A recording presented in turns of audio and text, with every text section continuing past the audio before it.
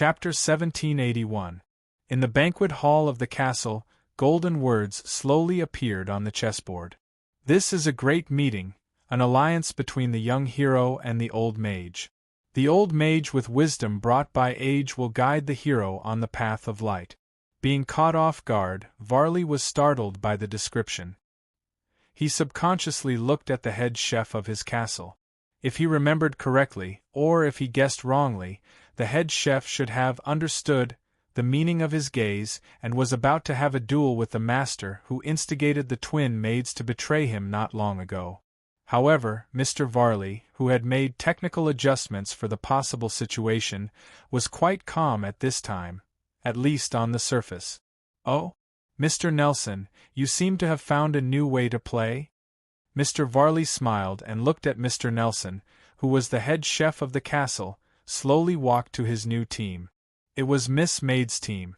"We hope to give you a big surprise," Chef Nelson said seriously. "Mr. Varley, this is still a perfect day for you. I'm looking forward to it." Mr. Varley waved his hand and immediately looked at Yu Yi with a smile. "This is really a chess game full of unknowns. I can't help but think, if my servant meets your servant, will we become a team?" Mr. Varley emphasized the syllable of team. He smiled slightly and immediately cast 2 action points. At this time, his servant had entered the roaring forest from another direction. However, Mr. Varley didn't use the 2 action points to directly approach Miss Maid, Tiff, and Chef Nelson's team. Instead, he moved 2 squares to the left. At this time, it was the end of a round of casting. In fact, every round would end with Mr. Varley's casting. Then it was the HP reduction. If one's luck wasn't too bad, they could basically survive this round of HP reduction. Before the new round of casting, the masters began to draw the function cards from the box again. Mr. Varley put his palm on the box and directly grabbed a function card. He smiled faintly and placed the new function card in the preparation area, ending all his rounds.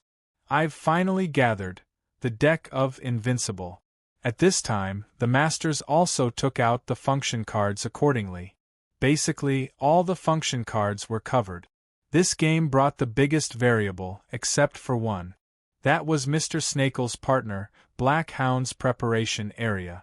In this preparation area, there were also many function cards, but a portion of the function cards were directly exposed, while a portion of them were carelessly covered.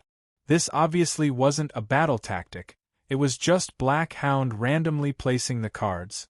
But most of the exposed function cards almost completely exposed Mr. Sneeve's background. He was like an opponent who had shown his cards right at the start of the game. He was probably the most easily overlooked person who had almost no chance of winning. A new round of throws began, and it was still Miss Gong Lina's throw. She had not moved for several rounds, and her action point had been saved. The betting spot this time was 6 o'clock. Miss Gong Lina's servant, Tang Tianlin, still did not move.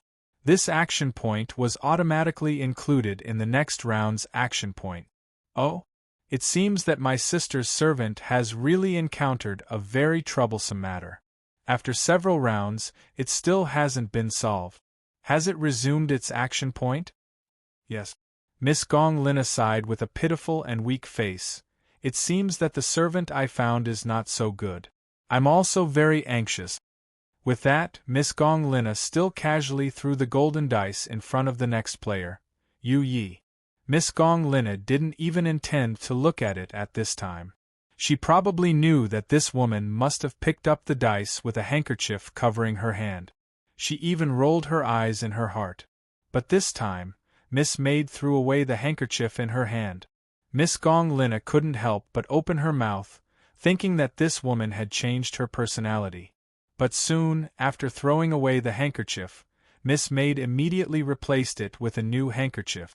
It was still covering the action of picking up the dice. She even replaced the handkerchief with a new one. "Pa!"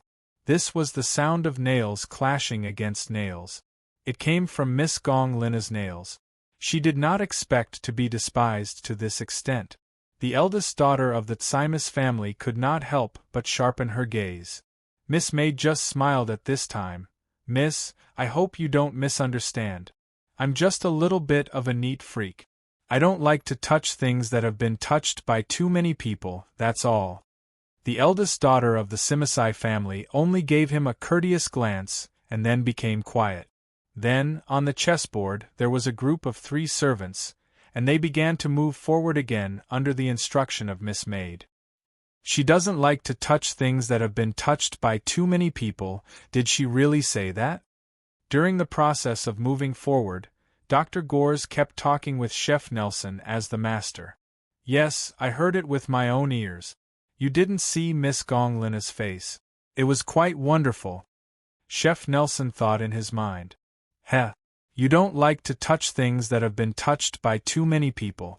Are you talking about the dice that have been touched by too many people?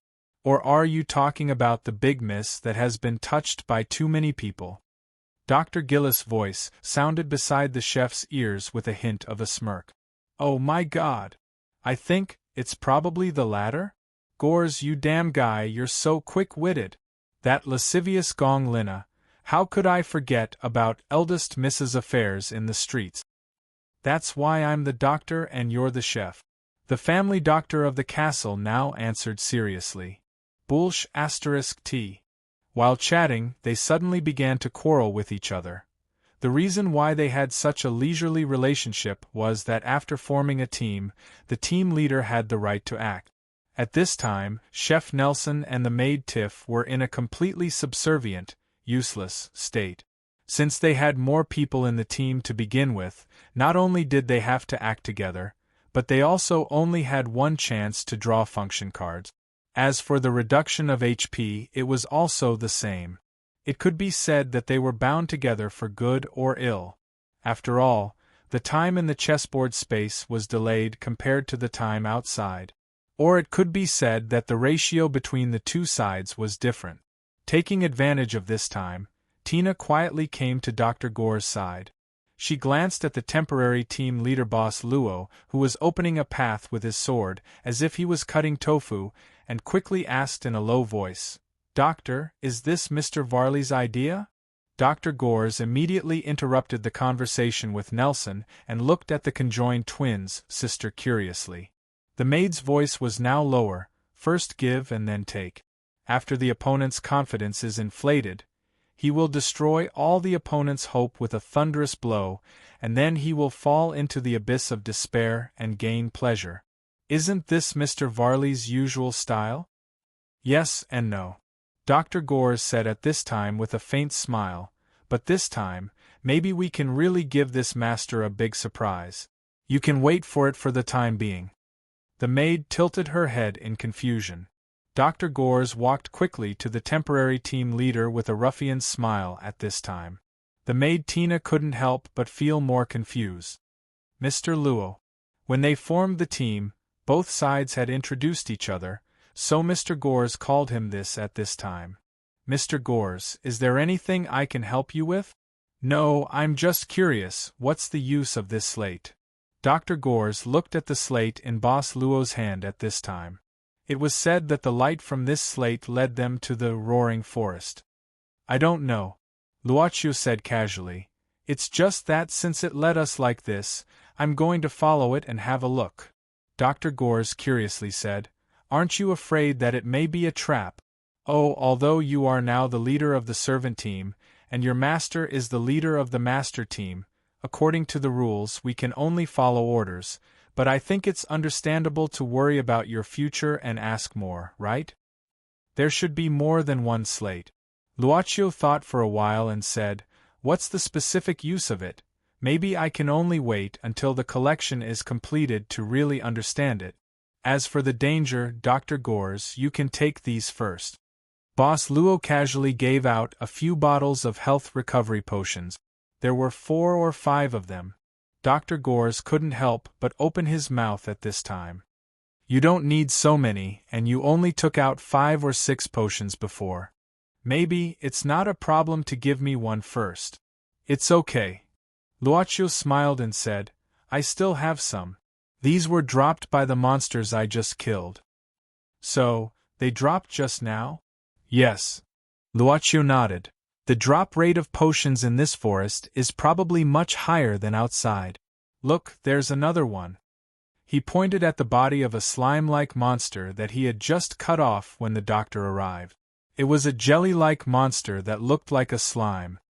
What's the purpose of you and your companions coming to the castle?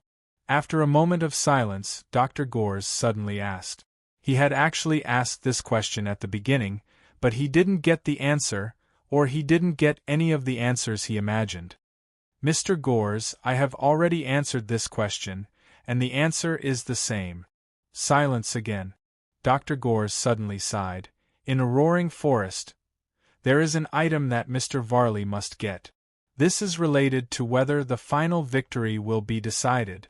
If you can find it here before Mr. Varley, I will also tell you something deeper about this chessboard. Deeper? Dr. Gores nodded. Don't you think it's magical? About this chessboard, and its various incredible abilities. It is indeed a very interesting chessboard. Luocio nodded. Dr. Gores said again at this time, let me tell you another piece of information. The harvest in this chessboard can be taken out. Of course, only the servants who survive can. Boss Luo was a little surprised. This sounds more magical. Dr. Gores said seriously, indeed, the interior of the chessboard can produce a lot of things that can't be found outside. Of course, it is impossible to take away too much at one time. There is a limit in this regard. At most, you can take away 2 selected things at a time. In addition, when you are a servant in the chessboard, you can also bring out the profession and ability you obtained, but it must be under the premise that your own ability is lower than the ability of the profession in the chessboard. Then the ability of the profession in the chessboard can cover your original ability. Luocio thought for a while and said, Mr. Gores, you seem to be from Mr. Varley's castle. I'm just a family doctor. Mr. Gores smiled at this time. I'm not a servant, I'm just a hired doctor. I can resign at any time. It seems that Mr. Varley must be working hard. Boss Luo smiled at this time. Dr. Gores shrugged and said, humans will live for benefits. Vampires are naturally the same. I'm not a noble from any clan, and I don't have a noble bloodline. If I want a better quality of life in the future, I naturally have to know how to choose and consider for myself. Perhaps you can consider my words. What if I don't get the item hidden in the roaring forest? Luocio said indifferently. That can only mean one thing. Dr. Gores suddenly said very seriously. Luocio couldn't help but ask curiously, what does it mean? Dr. Gores smiled and said, that proves that my luck today is really bad. I believe. Boss Luo said, a kind person won't have bad luck, as long as he is a kind person. What did you talk to him about? Tina came up at this time with a face full of doubts. She came up after Dr. Gores and the temporary captain finished their conversation. In fact, she didn't feel strange about Dr. Gores' appearance. It must be Mr. Varley's secret instruction. Basically, every time this kind of game was held, Mr. Varley would arrange several of his people to participate in the game as helpers to eliminate those who might pose a threat. But Tina didn't expect that Dr. Gores would surrender so easily this time, although the temporary captain's ability was really just some irrelevant topics. Dr. Gores shook his head at this time, and he probably warned me about one thing. What thing? The doctor said with a strange expression. Probably it means to be a person. Chapter 1782. The room behind the metal door at the end of the passage with the Batman statues suddenly lit up with a strange, dark green light. In the light, Miss Gong Lina's coachman, Zamas, was approaching something step by step. He seemed to have lost all his senses. Idiot! Wake up! At this moment, a tingling feeling suddenly appeared on Zama's cheek. He couldn't help but shiver and wake up with a start. What is this? Zamas, who was shocked, instinctively took a few steps back. Then, he looked in front of him with cold sweat. The thing in front of him had attracted all his attention. At the same time, he also found the reason for the wound on his cheek. There was a kitchen knife on the ground, and there was even a small trace of blood on the blade. It was this kitchen knife that had attacked him and made him wake up. In an instant, Zamas figured out the cause and effect, and faced up to an incredible thing. That was, the kitchen knife he had picked up on the ground before was alive. God, he even saw eyes on the blade of the kitchen knife. It turned out to be a kind of creature that looked like a kitchen knife. Zamas even felt that this must be an illusion that he had seen.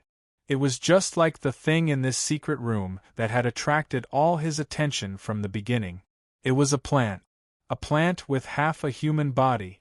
It was planted in a huge container, rooted in the dark red soil.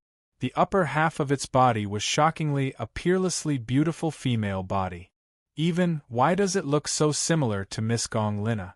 Zamas murmured at this time. He didn't even dare to look into the eyes of the half-human, half-plant creature. Its eyes were open, but there was no focus. It looked empty, but there was a strange magic that made people lose themselves in it. Rather than saying that it was a half-human, half-plant creature, it was better to say that the mysterious woman had become the stamen, hiding in the flower bud of this huge plant. Brother, now is not the time to be in a daze. Look behind you. At this time, Zamas heard the sound of a kitchen knife again. This made him jump in fright. He turned around and saw that there were already many Batman statues behind him. Seeing that he was about to be attacked by these Batman statues, Zamas anxiously picked up the kitchen knife on the ground. This was the only weapon he could find. Wait, idiot, if you ask me to chop a rock, I will collapse. My blade will curl up. Who cares? At this time, Zamas gritted his teeth. In the end, it was his survival instinct that suppressed the strangeness of the kitchen knife that could speak and had eyes. He waved the kitchen knife to meet the attack. I am going to die. I'm going to die. I'm a meat cleaver, not a bone cleaver. Sparks flew everywhere. Kitchen knife screams kept ringing out, but Zamas didn't have time to care about that. Brandishing the kitchen knife to meet the attack, he used all his skills to open up a bloody path. Oh, bro, not bad. Seeing that the exit was right in front of them and they were about to escape danger, Mr. Kitchen Knife immediately stopped screaming and gave a fair evaluation. Zamas didn't have time to pay attention to this. With a flash, he chopped down a Batman statue that was blocking the entrance. A pair of huge bat wings suddenly spread out from his back, and he charged forward. But at this time, the floor of the secret room suddenly broke open, and then a thick and long root shot out like lightning. It directly wrapped around Zama's legs and pulled him back. He fell to the ground, shocked and angry. He quickly used the kitchen knife in his hand to cut the thick and long root. Not only did he not cut it open, but the rebound force almost made his hand numb. At this time, at the edge of the container where the half-human, half-plant creature was, more than a dozen similar roots broke out of the ground in an instant and quickly crawled toward Zamas. He looked at all of this in horror, but it was useless. In the end, the roots wrapped around his body and pulled him back little by little. Zama's hands, 10 fingers, at this time, firmly grasped the floor, leaving 10 long claw marks. At the same time, the metal door of the secret room began to close little by little. At this moment, the half-human, half-plant creature in the container, its roots suddenly split open, and what opened was a mouth full of sharp and dense teeth. Miss Gong Lina! Miss Gong Lina! Zama's voice came to an abrupt stop amidst his desperate and frightened shout. At this time, the kitchen knife directly broke free from Zama's hands. The moment it fell to the ground, the kitchen knife even pierced the living map in Zama's hands. Just like this, the living map hung directly on the edge of his knife. Then, Mr. Kitchen Knife jumped, wanting to dash out of the secret room. Oh, I'm a sharp kitchen knife. I don't have any feelings. Unexpectedly, the roots on the ground suddenly waved toward the kitchen knife. In great shock, the kitchen knife did not have time to think and jumped up with all his strength. But the speed at which the roots waved was faster than the kitchen knife. Pah! Its body was directly hit, and then it began to crazily spin, In the end, it was slapped toward the metal door. At the moment when the metal door was about to close, it was forcefully inserted into the floor. Bang! The metal door closed, but because Mr. Kitchen Knife was stuck in the gap of the door, a finger-wide crack was left on the metal door. Puff! Another soft sound was heard. Zamas, who had been completely entangled by the roots, had his body broken due to the contraction of the roots, blood splashing everywhere. A root was slowly extending toward the kitchen knife, or rather, it was stuck in the gap of the metal door because of it. At this time, the kitchen knife seemed to have seen the eyes of the strange half-human, half-plant creature. It seemed to move strangely, and its roots had directly reached the gap of the door. It was actually sealed here. Seeing this, the kitchen knife suddenly understood. Maybe it and Zamas had unintentionally released something that should not have been released. The roaring forest covered a large area. Even for a chessboard, the number of squares in the forest was still not small. Ever since he successfully transformed in the wolf's lair, relying on the action points he had accumulated in a few rounds to reach the roaring forest, Mr. Snakel had been circling around the roaring forest for a few rounds. It seemed that he was looking for something. However, the monsters in the roaring forest were obviously much more powerful than those in the outside area. Even the success rate of avoiding them was greatly reduced. It was reasonable to say that for Mr. Sneeve, not only would his action point decrease by 1 every round, but his HP would also decrease by 1 every round. If this continued, his HP would become very dangerous, but it was a miracle that he could hold on until now. But if one could see Mr. Sneeve's action in the chessboard space, they would be able to get the answer to his tenacity. His HP was actually not as small as they imagined. Although it was not a huge amount, it was definitely in the range of a large amount. At this time, there were many small bags hanging on Mr. Sneeve's body. These small bags contained some medicine that he had made temporarily. Mr. Gardner was not a doctor, nor was he the so-called secret pharmacist. But he used to be a hunter. For hunters, they might not be able to master the advanced medical skills, but they were definitely proficient in the treatment of wounds, and even had the ability to find useful herbs in the forest. After becoming a servant in the chessboard space, all the power in the body would be emptied. Only through the game rules in the chessboard space could the servant be able to control the power again. However, knowledge was not limited by this rule. There was no doubt that the chessboard space was extremely dangerous for Mr. Sneeve, but at the same time, it was also a place rich in herbs for him. Mr. Sneeve was moving slowly at this time. His HP was recovering bit by bit at a very slow speed. Although it was really slow, about 10 seconds to recover 1 point, it was the effect of the medicine that he had made himself. Currently, his HP was 76 points. Mr. Sneeve slowly breathed a sigh of relief. Even if the next HP decrease was 6 points, under the rule of adding 1 point, he could still barely survive. Where is he hiding? He muttered to himself, and his eyes were eagerly looking for something in this huge forest. At this moment, whoosh! The sound of something breaking through the air was heard. Mr. Sneeve's body tensed up. He decisively rushed to the ground and then rolled his body. He saw a sharp arrow, at this time, had pierced his clothes and nailed a piece of cloth directly to the ground, if he had rolled a little slower. But even so, Mr. Sneeve still took a breath of cold air. You dodged a fatal attack. You received poison damage from the arrow. Your HP began to drop slowly. HP -2, -2, -2. You felt despair. I'm not desperate. Mr. Sneeve cursed in a low voice, then hurriedly got up and looked around nervously. At this time, a figure slowly walked out of the forest. His hands were holding a huge dark longbow, and a new arrow was knocked on the longbow, pointing to the ground. He slowly walked over.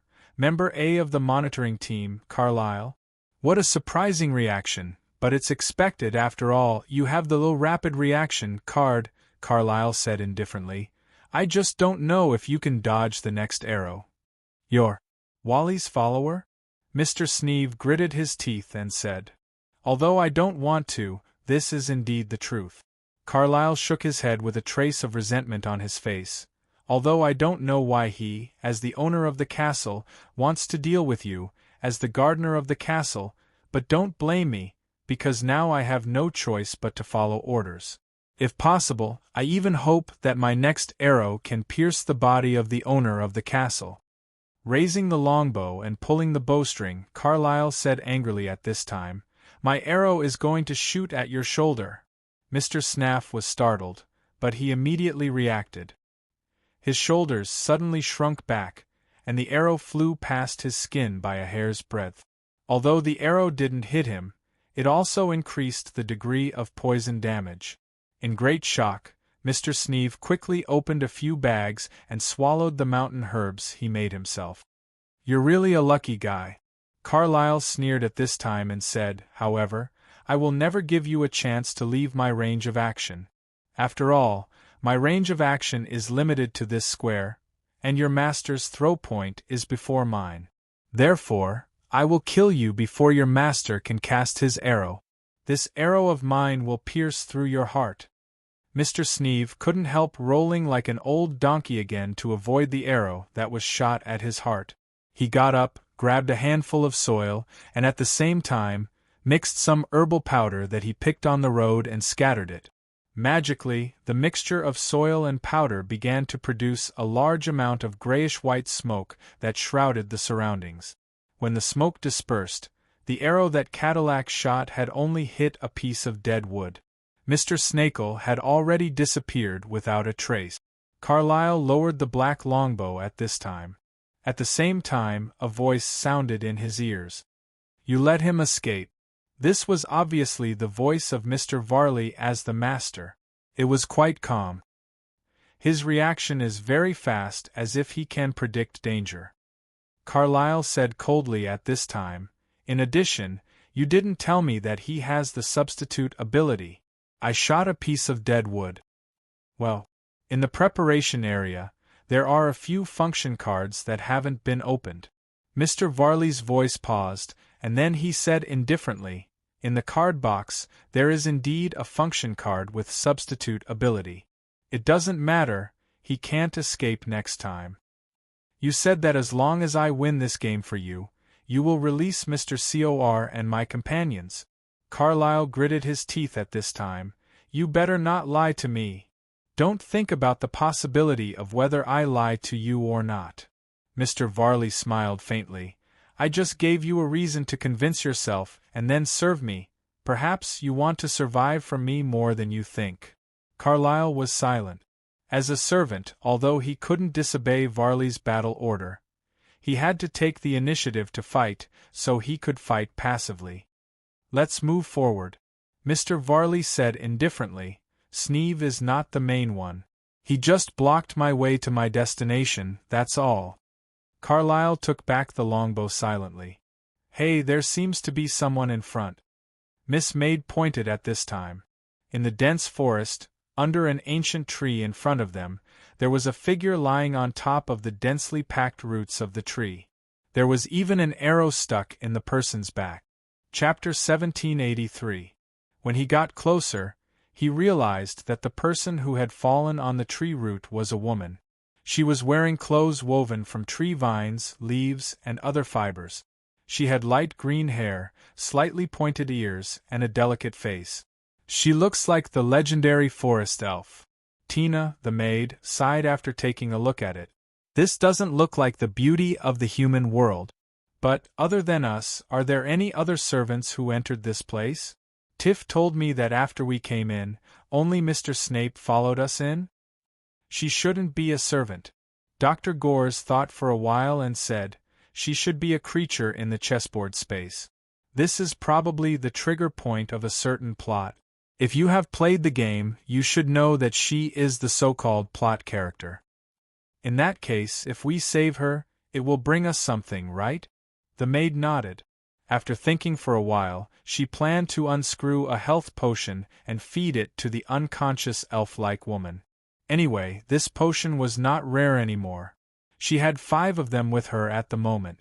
These were the leftovers that she picked up when she followed the temporary captain. No need.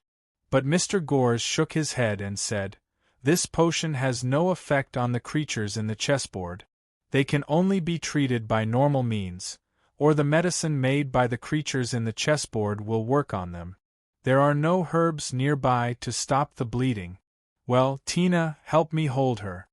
After the maid helped the injured woman sit up, Dr. Gores quickly took out a dagger and cut off the arrow on the woman's back. Then, he used a cloth to wrap the woman's body. "You guys stay here. I'll look around to see if there's anything useful," Dr. Gores said quickly.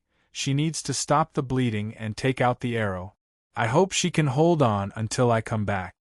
At the same time, Boss Luo also received the message from the chessboard space after the maid, as the master, made some actions. "You, the adventurer team, encountered an injured mysterious woman in the forest. You chose to save him. In other words, before the treatment was completed, all points would stop, until this matter was over." Soon, Dr. Gores returned again. This time, he was holding a few plants that looked like they had just been pulled out. He also brought back some water. "If you don't mind, can you do me a favor?" He looked directly at Boss Luo and asked. "Go ahead. Can I trouble you to make a fireball? I heard from Tina that you can release fireballs?" Dr. Gores said directly. "I'm going to pull out the arrowhead for her, but I only have a dagger with me, at least I need to disinfect it."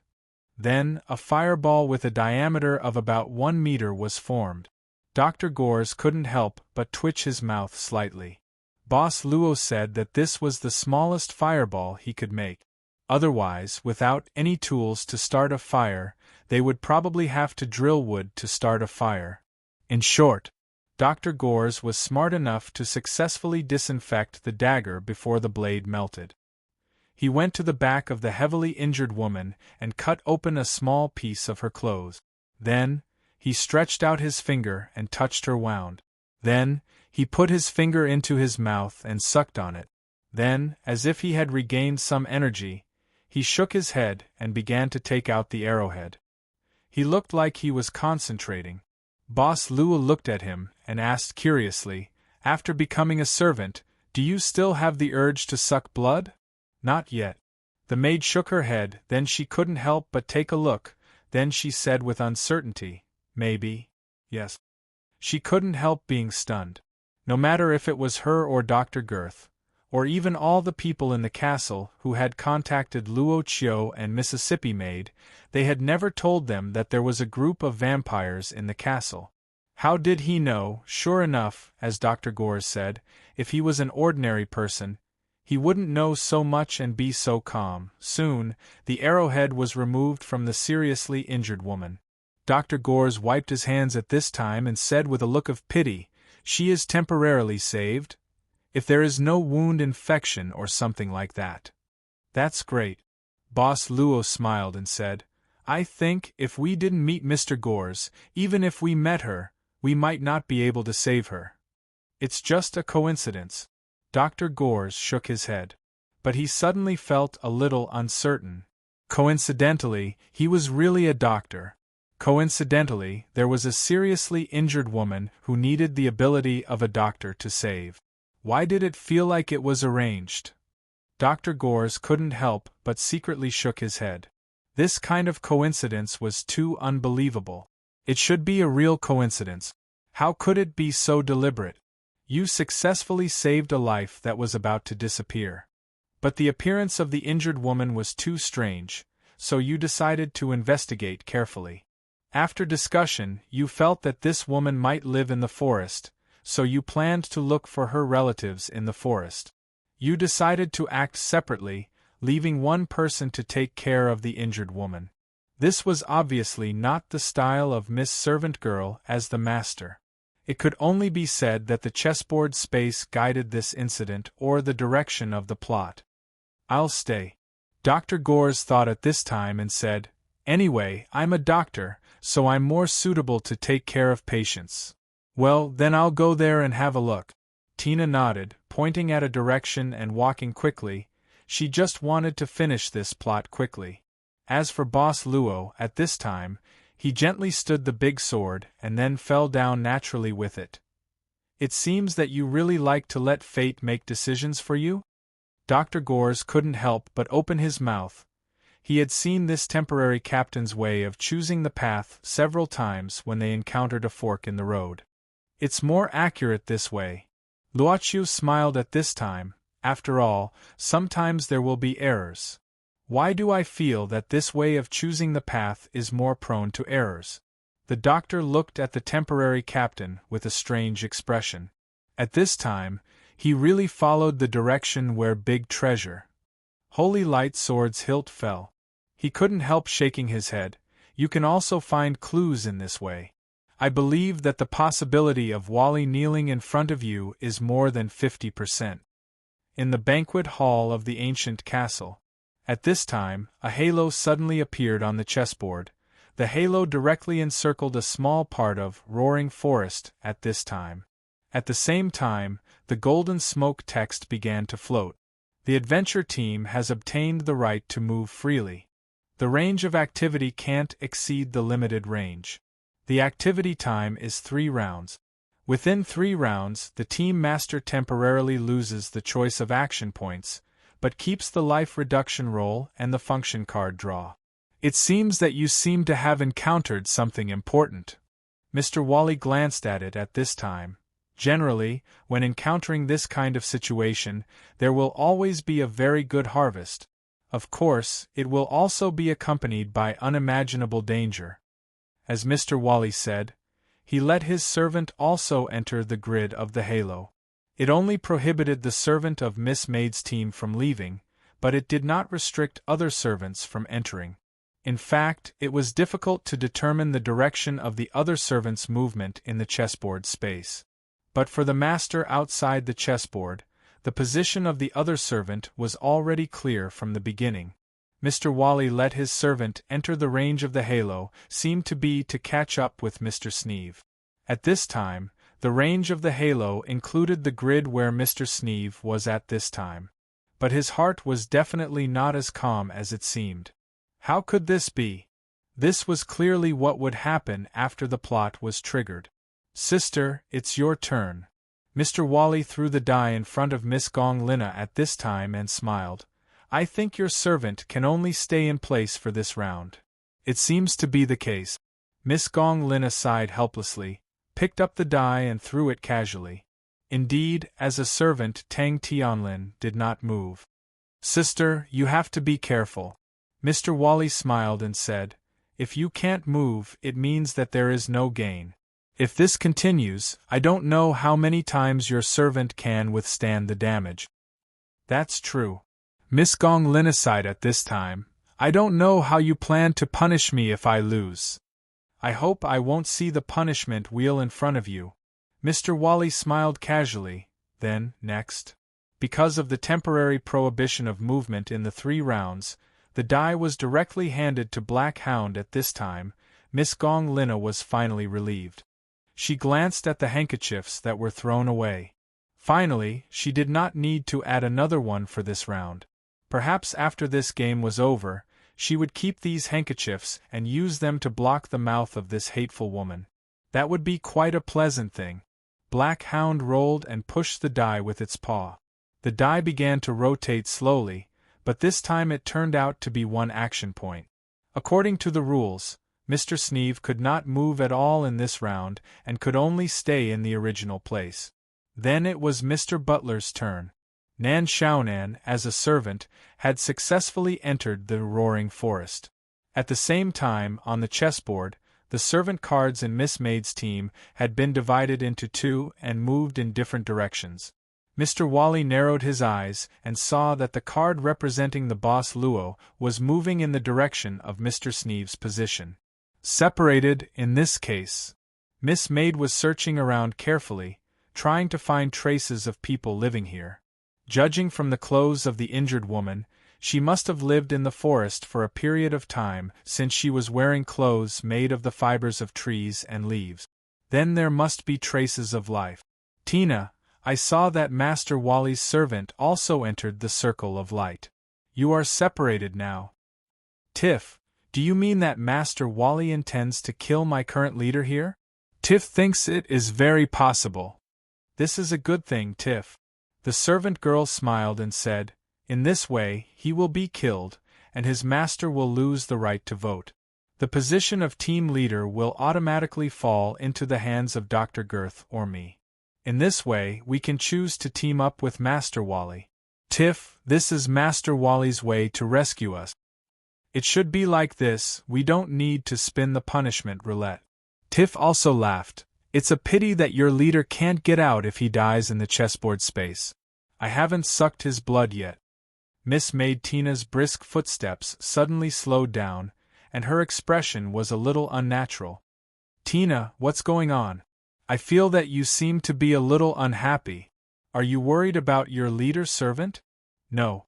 Miss Maid shook her head. I just found something. You don't need to lie to me, we are sisters.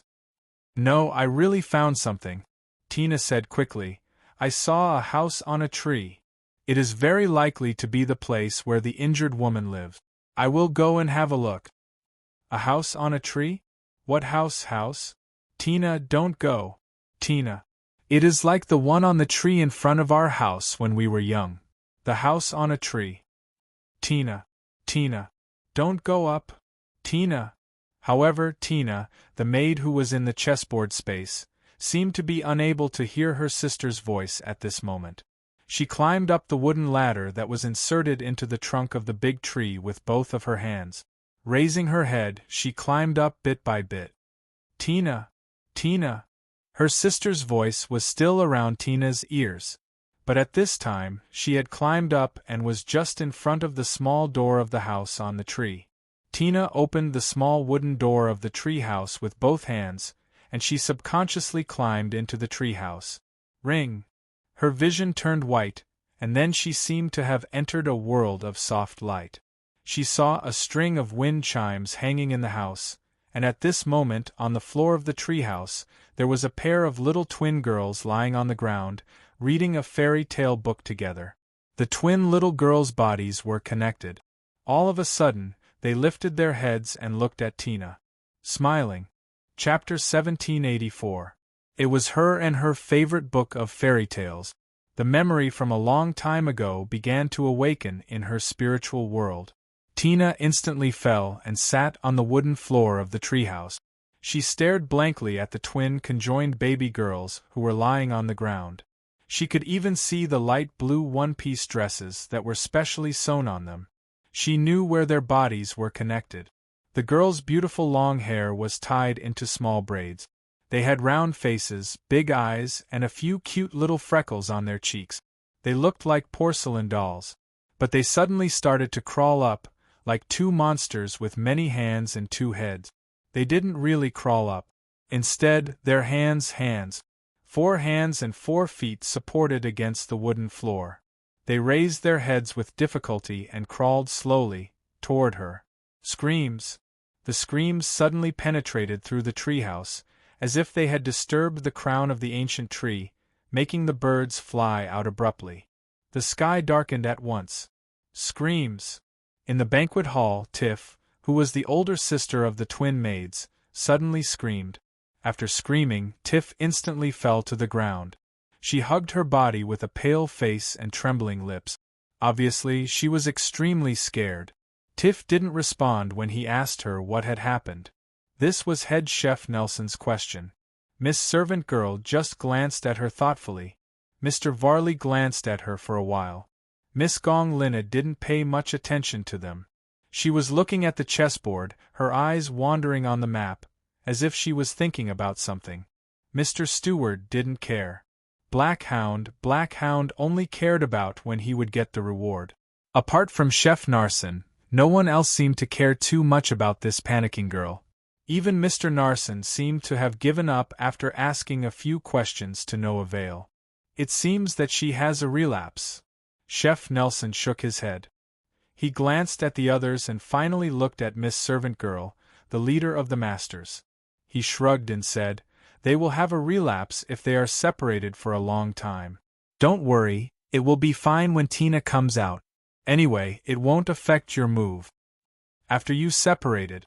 The servant girl said indifferently.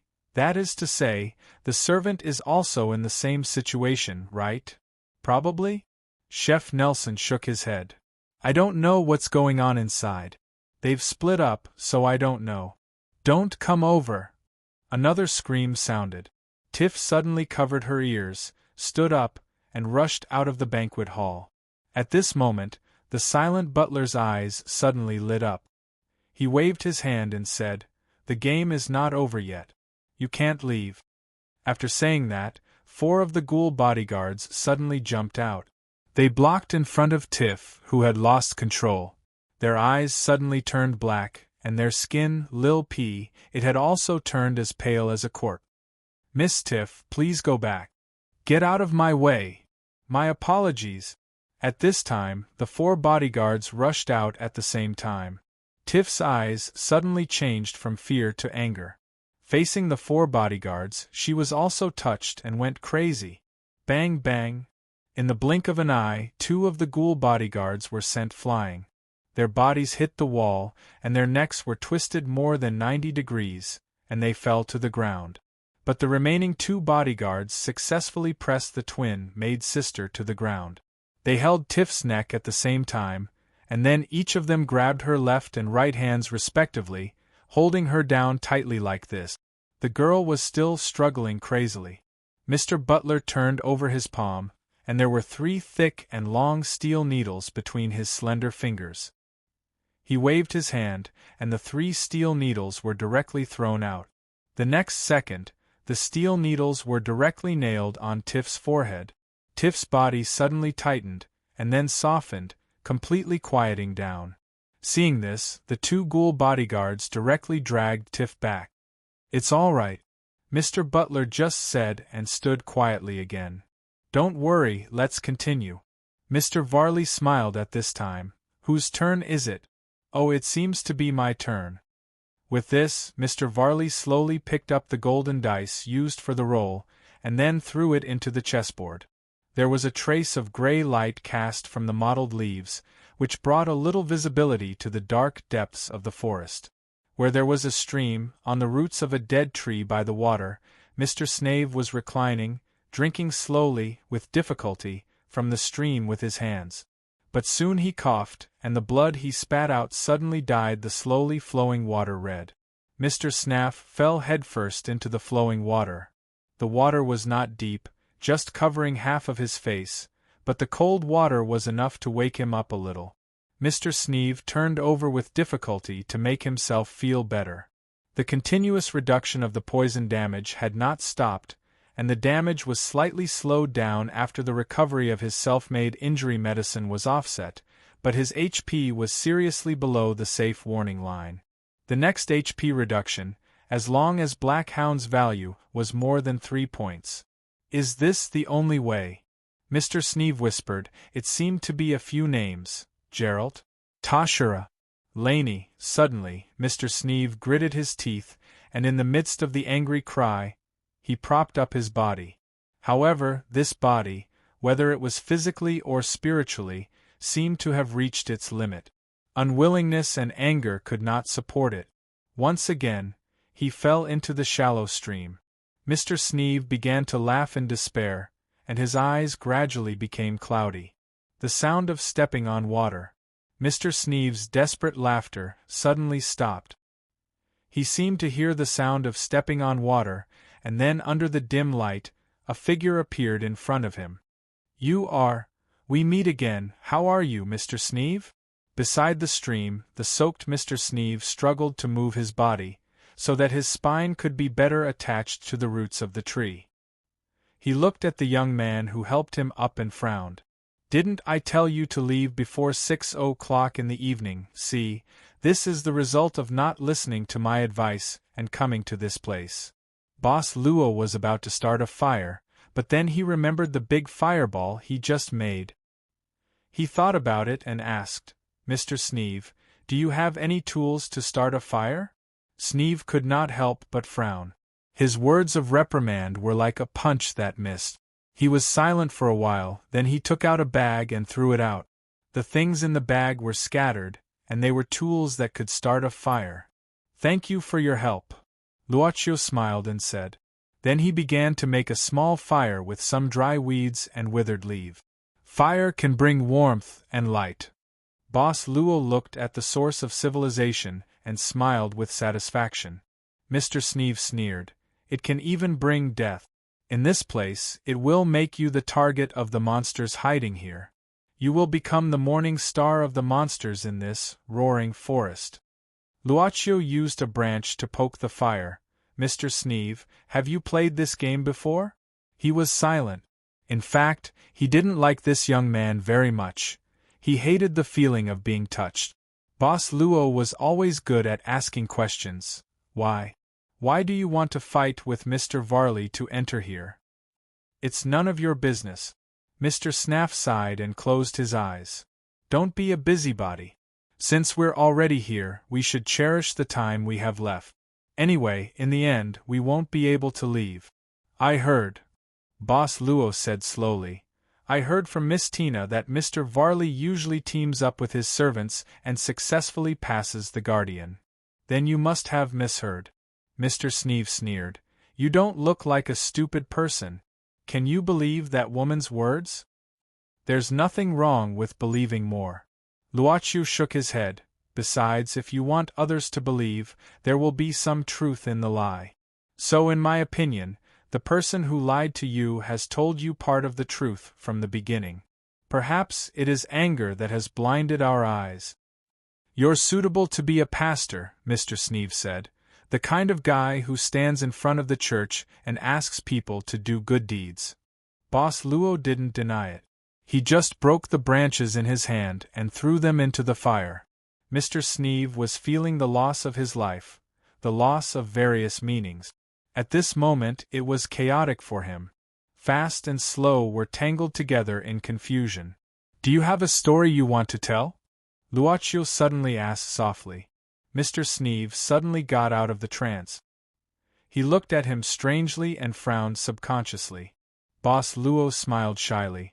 "I like to listen to stories. I always like it. What can I get in return for telling you stories?"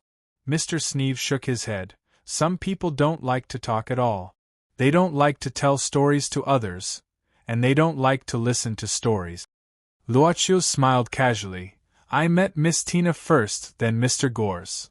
"Then you're really lucky." Sneeve glanced at him in surprise. He had already noticed that the weapon in his hand didn't look like an ordinary one. "You can survive in the hands of those two guys," Boss Luo said. "We didn't have many conflicts and soon formed a team." "What did you say?"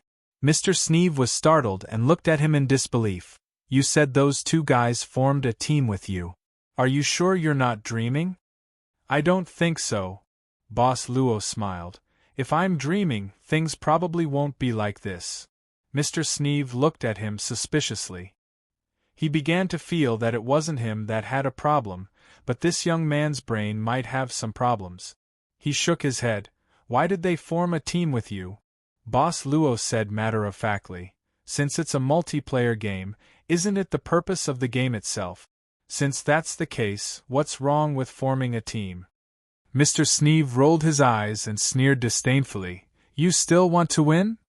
"At least most of the time, I don't want to lose," Boss Luo said honestly. "I think I haven't reached that level yet. It's still a bit vulgar." "You can't win," Mr. Sneeve sneered. "You can't win. Only that guy can win this game. This is destined from the beginning." "That guy, you mean Mr. Varley?" Mr. Snaff snorted softly and continued. "He is the master of the chessboard, the entire game is for him.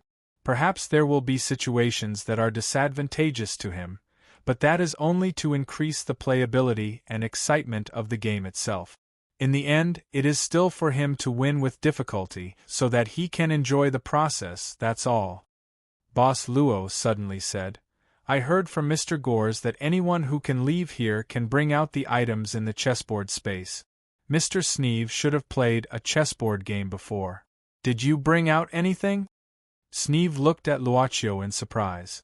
He pondered for a while before saying, "You said that Gores formed a team with you. Are you serious?" Is there a problem? Boss Luo said, we're only temporarily separated because of a storyline character. If Mr. Sneeve wants to meet Mr. Gores, you can follow me back later. Why would he tell you this? Mr. Sneeve was obviously confused. He subconsciously said, at that time I also. How could he tell you this when you entered the game for the first time? What is Gores thinking? Maybe Mr. Gores just wants to win the game, Luochio smiled and said, I just said that most people don't like to lose. He wants to win? Mr. Sneeve suddenly sat up. He wants to win? He wants to win. He also wants to win. I know that he wants to win. He always wants to win. Everyone wants to win. Suddenly, Mr. Sneeve seemed to think of something. He stared at Luochio. It's not that he wants to win, but he thinks that he can see the opportunity to win from you. What secret do you have that can make him think like this? Although his eyes were cloudy, Mr. Sneeve's eyes were extremely sharp.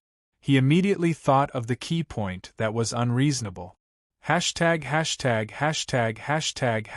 PS. As usual. Chapter 1785. Do you want to hear a story? Mr. Sneeve suddenly raised his head. Boss Luo nodded. He had not activated the passive ability that made people unable to say anything since the beginning. He had adjusted it after the twin maids talked about some strange topics because of this ability. Now, it was the power of language that could shake the psychological defense of the other party. This was something that anyone could do. Long-term companionship, continuous exploration, and perseverance. Doctors could always get in touch with the inner world of the patients in this way. Later, Luochio found that no matter how incredible the altar was to realize a wish, it always had a normal way to realize it. It was just that the difficulty was different. The difficulty was different, which also meant that the price was different. But the conclusion could be determined. A wish that could be realized through other means. Many years ago, I was a fledgling hunter, the kind that was different from the ordinary hunters. Mr. Snakel adjusted his sitting posture, his expression becoming more natural. Perhaps it was because he wanted to say something that he had kept hidden for many years in his limited life. He needed to carefully recall and carefully organize his thought. He used the simplest words to express the longest story. When I first made my debut, I soon met an excellent demon hunting team. Geralt was the leader of the team. He was a handsome swordsman with excellent swordsmanship. He acted decisively and righteously. He was almost perfect. I didn't really like Toshira at first. He was always rude and liked to drink too much. However, he was always the first to step up when there was danger. You'll find that after spending some time with him, you'll gradually fall in love with his straightforwardness. Finally, there was Lainey, a powerful magician. She was elegant and noble. She was an intellectual woman who was unforgettable once you saw her. The team of 4 had a short and thrilling adventure until one day, Geralt brought back a piece of news about the castle. He said that the owner of the castle had a magical chessboard that could bring people endless power. We soon decided to go to the castle and steal the chessboard from the owner of the castle. I'm sorry, Mr. Sneeve. I know I shouldn't have interrupted. Luochio suddenly asked, but I'm really curious. How did Mr. Geralt get the information about the chessboard? He said that he bought it from a reliable information broker. We all know this information broker. Mr. Sneeve frowned unhappily. What's there to be puzzled about? Most of the demon hunting squads like us will obtain unknown information through the hands of information traffickers. Please continue. Boss Luo nodded. Mr. Sneeve continued to recall and ponder. He slowly said, that day we came to the forest outside the castle, but we encountered a fierce battle with a group of rotting beasts. These were zombie beasts. They weren't high-level beasts, so their bodies were constantly rotting. However, there were simply too many of them.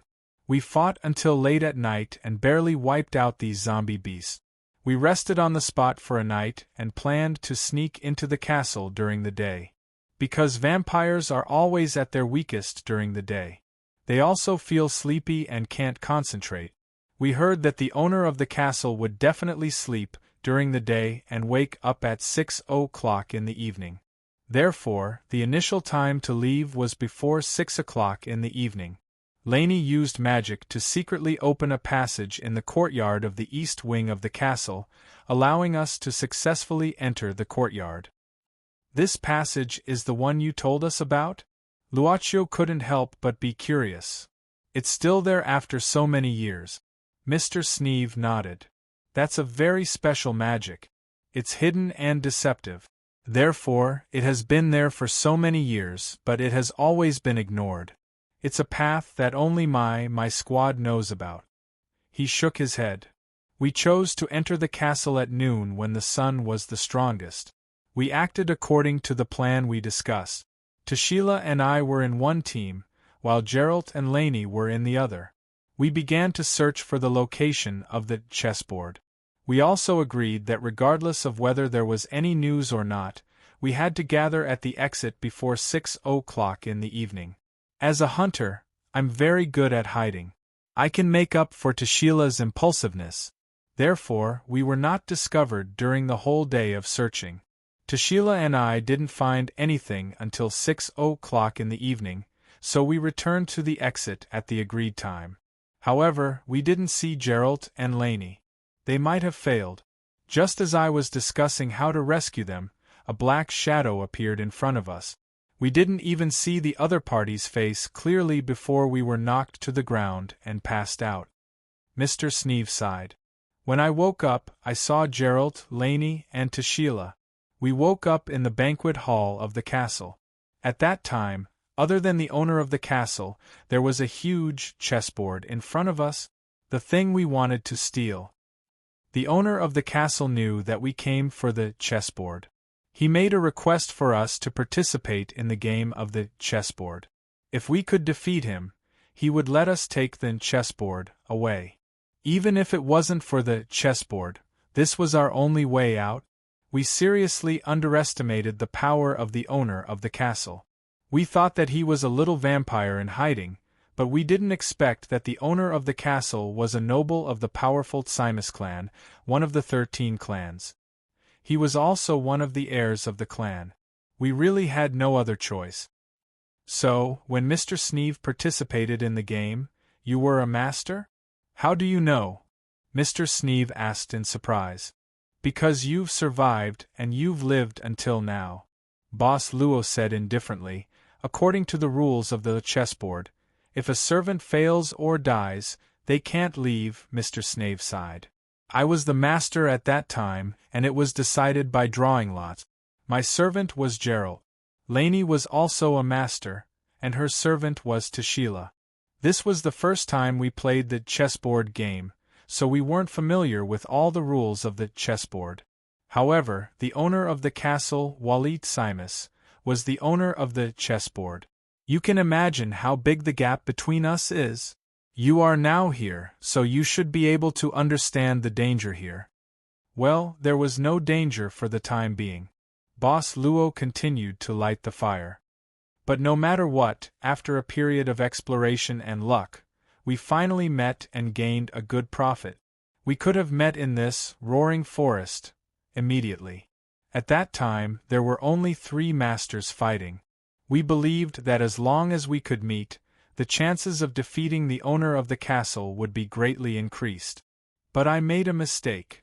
Mr. Sneeve took a deep breath at this time. Before the final meeting, I encountered a difficult problem. I needed to solve this problem before I could move forward.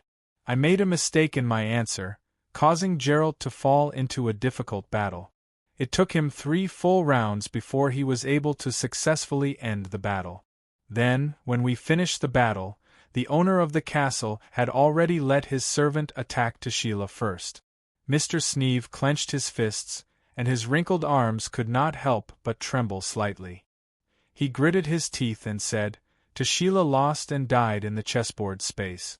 The punishment roulette appeared, and Lenny had to turn it.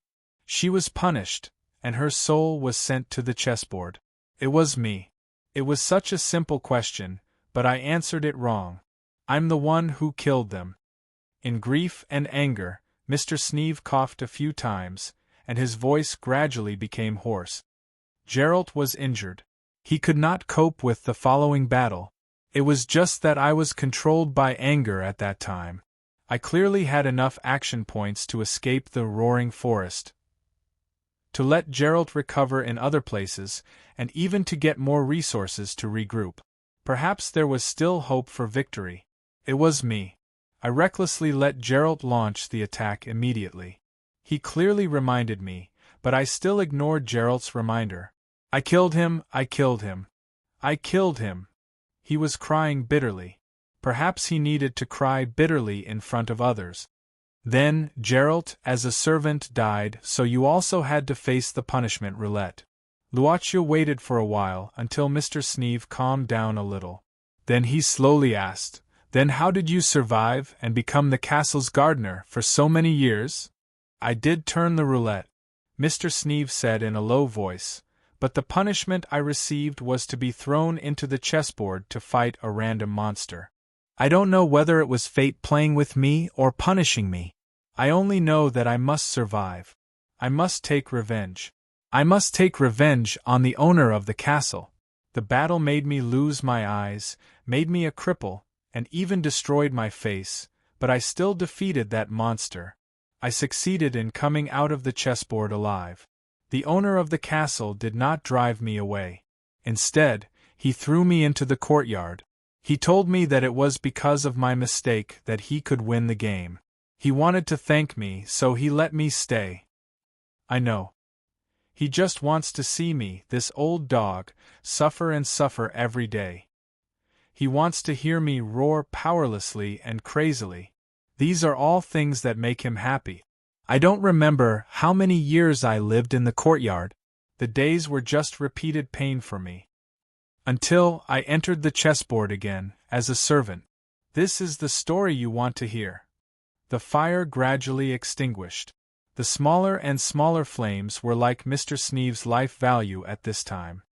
Do you think that today, after so many years, there is finally an opportunity for revenge? Boss Luo's voice suddenly sounded. Mr. Sneeve shook his head. After so many years, I understand a truth. The idea of revenge through the chessboard will never work. No one can defeat Wally in this chessboard. I've seen it too many times. The participants forced him into a dead end again and again, but he was able to reverse the situation and win in the end. Sneeve looked at Luaccio at this time. This is actually designed. He designed it again and again to let you feel hope. Even, no matter what kind of function card you draw from the function card box, it may be arranged by him. Your hope, your dawn of victory, are all just his games. But you still entered, Boss Luo said indifferently, and you gave up the opportunity to stay outside and continue to look for revenge. Since you can't defeat Mr. Wally in the chessboard, I think there may be a way outside the chessboard. There is no way, Mr. Sneeve said sadly. Look at me, do you think I have the ability to kill Wally? Impossible, no. For so many years, I didn't wait for the appearance of a powerful demon hunter who could kill him. Do you know the flower wall in the courtyard? And the willow forest in the center of the flower wall, do you know how they were cultivated? They were cultivated with the blood of the demon hunters, adventurers, and even ordinary people who died here. I can't even count how many of their corpses I've dealt with over the years. I can't hold on anymore. Mr. Sneeve sighed deeply. He didn't turn me into a vampire or even a ghoul. I'm still just an ordinary human. I'll grow old, and now I'm extremely old. I may not be able to hold on for many years. This time, I came in just to see them again. They died in the roaring forest. I know their souls must have been tortured here for so many years. I only hope that I can repent in front of their souls at the end of my life. I seem to be able to see them. Mr. Sneeve's eyes gradually became hazy at this time. He seemed to see a few small light shadows surrounding him at this time. They were like elves. They looked at him with soft eyes and nestled on his shoulder. Is it you? Mr. Sneeve murmured at this time, Lenny, Toshira? Gerald, is it you? Did you come to pick me up? I'm sorry, for so many years, I didn't come to see you, leaving you in this dark forest. I'm sorry. Mr. Sneeve slowly closed his eyes, as if he was waiting for his long-awaited death. Well, I'm sorry, but Mr. Sneeve, maybe you didn't see them. Boss Luo's voice suddenly sounded. Nonsense. They're obviously here. Right beside me. Sneeve couldn't help but become agitated. He opened his eyes and was enraged. This place is full of miasma, especially next to this kind of water source. It should be thicker. Boss Luo shook his head and said, You probably saw an illusion because of the miasma. In fact, I really didn't see them beside you. Nonsense. How could I be affected by the miasma? But you didn't. I seem to have the blessing of advanced poison damage immunity, so the miasma shouldn't have any effect on me. Mr. Sneeve opened his mouth, as if he didn't feel good and suddenly drained his strength. How to say it? So angry. Hashtag PS. 6884. Chapter 1786. It was like riding a roller coaster with ups and downs. Mr. Sneeve gradually recovered from a trance state. He suddenly found that he had nothing to say. He felt calmer than he imagined. He had never felt like this for many years. After his emotions were partially vented, it turned out to be like this. The small forest elves that could be seen around him gradually disappeared in front of him. His vision became clearer, and even his breathing became smoother unconsciously. What is this smell? He moved his nose, only to feel that he smelled a tangerine-like fragrance at this time. He saw a bottle in Luocchio's hand that had been unscrewed at this time. The fragrance seemed to come from this bottle. Antidote. Luocchio smiled slightly. It was dropped when we were fighting monsters. The description said that it can effectively dispel the negative effects of the miasma and some detoxification effect. It seems that even the poison damage I was originally inflicted with. Mr. Sneeve couldn't help but be startled again. He was surprised to find that his declining HP had stopped. The reason for the continuous injury was from Mr. Varley's servant, Cadillac. He didn't even get hit by the arrow. He was already poisoned just by passing by. This showed the power of the poison on the arrow. This was obviously not something that could be dispelled by an antidote dropped by a monster. How could there be such a coincidence? While doubting in his heart, Mr. Sneeve, who was cured of the poison state, quickly opened the small bag on his body. He grabbed various herbs, fruits and other things from it, then he mixed them together, stuffed them into his mouth, chewed a few times, and swallowed them directly into his stomach. This probably had an immediate effect. His expression also began to ease up. His HP was slowly increasing. Thank you, he suddenly said solemnly. Mr. Sneeve, do you want to team up with us? I'm afraid this is not my decision. Sneeve shook his head. I've trained the Black Dragon for many years, but I still can't make it understand the meaning of words. For such a prompt, the chances of it choosing the right one is only 50%. Generally speaking, if one side made a request to form a team, the other side would naturally choose to accept or reject. Choosing one out of the two, there was indeed a 50% chance. As for Black Dragon, it was obviously the name of Mr. Sneeve's black dog. We have to give it a try, Boss Lua laughed. It's okay if you refuse, just try a few more times. You? Mr. Sneeve looked at the young man in front of him suspiciously. Do you really think you can win this game? Boss Luo shook his head and said, In most cases, winning is definitely better than losing. But if the process is more interesting than the result, I don't mind losing. Mr. Snakel opened his mouth. He subconsciously looked at his surroundings, as if he was trying to make certain things clear. To make certain that the little light shadows that appeared beside him just now did not appear at all. After a long time, Mr. Sneeve nodded and sighed, So be it.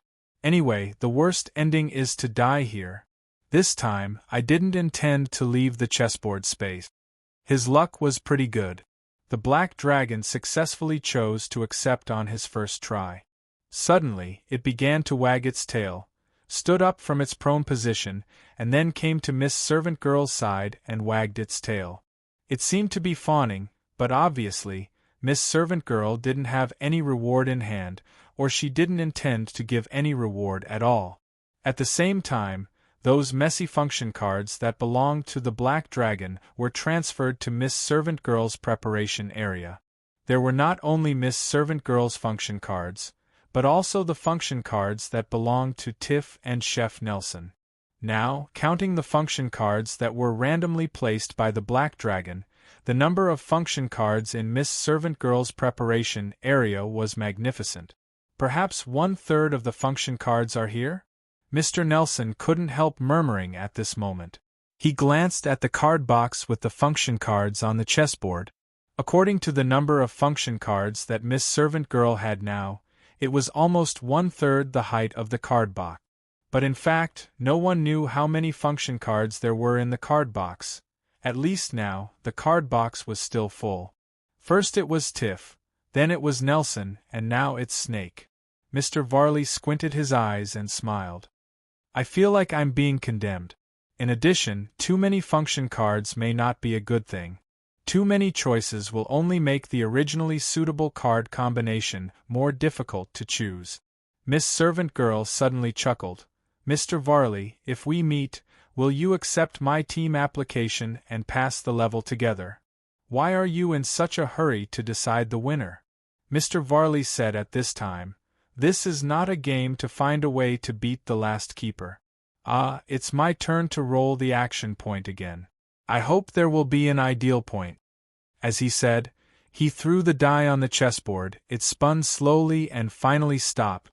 Mr. Varley looked at the point that appeared and a meaningful smile appeared on his face. This is what I want. Action point 3 o'clock. On the chessboard, the distance between the servant Caletti and the current boss Luo and Mr. Sneeve happened to be 3 squares away. At the same time, the position of the servant Caletti and Dr. Gores was also 3 squares away. However, one of the servants, the twin maid Tina's card, was moving. Yes, it was moving irregularly. The land was moving closer to the edge of the roaring forest, and it was easy to touch the edge of the circle of light. However, as long as the circle of light on the chessboard did not disappear, the servants in Miss Autopsy's party could still move freely. As for the servant card of Mr. Butler, it was also in the roaring forest at this time, but it was outside the aperture, waiting for the next action point. Miss Gong Lina's servant was still motionless, but Mr. Varley had vaguely guessed what means she used to create this situation. The function cards in the card box were actually endless. In theory, they were endless, but the types of function cards should be limited. Since he had the chessboard, he basically knew the contents of most of the function cards. At least, until now, there was no new card that he had never seen before. At this time, Mr. Varley glanced at the servant girl Tiff, who was motionless like a corpse. After he chuckled, his servant card on the chessboard began to move. Love 999. Are you feeling better? Mr. Sneeve's face became better. After a short rest, not only did his physical strength recover, but even his HP had returned to a relatively safe state. Mr. Sneeve stood up, moved his hands and feet, and nodded. Since we are a team, then tell me what you are doing in the roaring forest, now. Black Dragon can't provide me with this information. Boss Luo briefly explained that they met a woman who was shot by an arrow on the way. Mr. Sneeve frowned and asked with a slightly nervous look, does the woman who was shot by an arrow have pointy ears? Is she very beautiful, wearing clothes made of vines, like an elf? Probably so. Luochio asked curiously, Sir, do you know her? I think I've seen her before. Mr. Sneeve took a deep breath at this time and said, Not only have I seen her before, I even encountered the same thing as you. It was also a woman who was shot by an arrow. As I said, when I was in the game last time, I was about to meet up with my companions, but I encountered a problem and was delayed. How long have you been out? For some time. Boss Luo thought for a moment, but the time here is not easy to calculate, but probably a round has passed. After all, HP has been reduced once. I'm afraid Gores is in danger. Mr. Sneeve frowned at this time and said, We'd better go back now, maybe we can still make it. Is there a problem with the woman who was shot by an arrow? She's fine, but be careful. In a split second, Mr. Sneeve pushed Boss Luo to the side. At the same time, a black arrow brushed past Boss Luo's shoulder and nailed to the rock on the side. The entire arrowhead had sunk into the boulder, which showed the power of the arrow when it was shot. It's rapid reaction again. For an archer, this is really an annoying skill. A man with an arrow at this time slowly walked out while talking.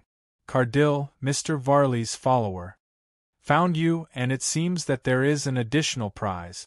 The black longbow with an arrow was raised at this time, and the sharp arrowhead was pointed at Luaccio and Mr. Sneeve not far away. The 3 action points that Mr. Varley threw out were obviously used here. Mr. Sneeve gritted his teeth at this time, and his body bowed slightly. Tense, he was ready to fight at any time.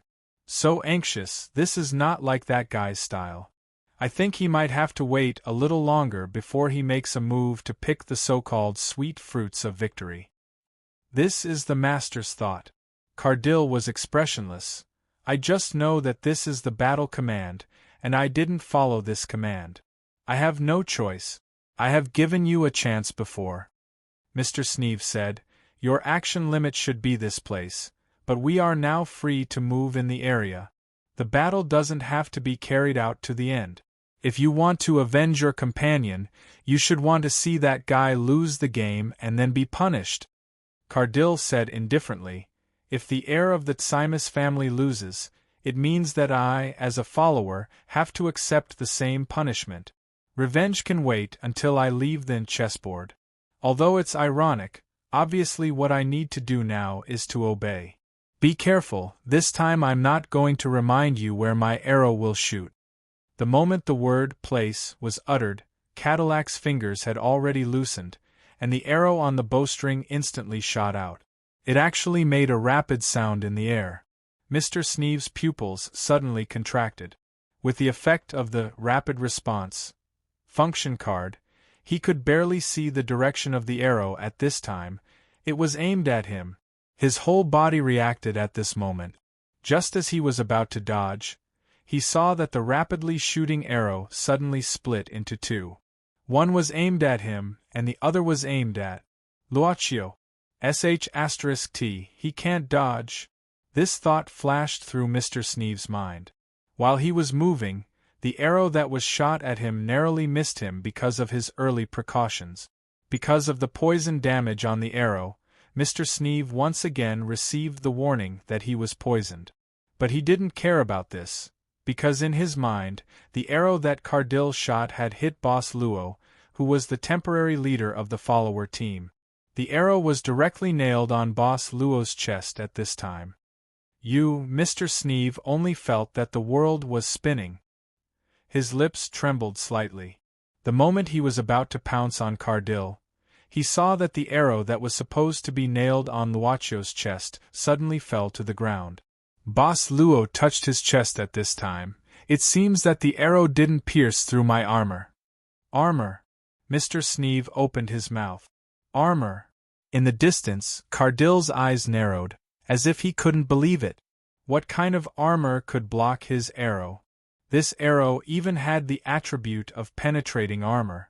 It was specially made, and could even be retrieved after it was shot.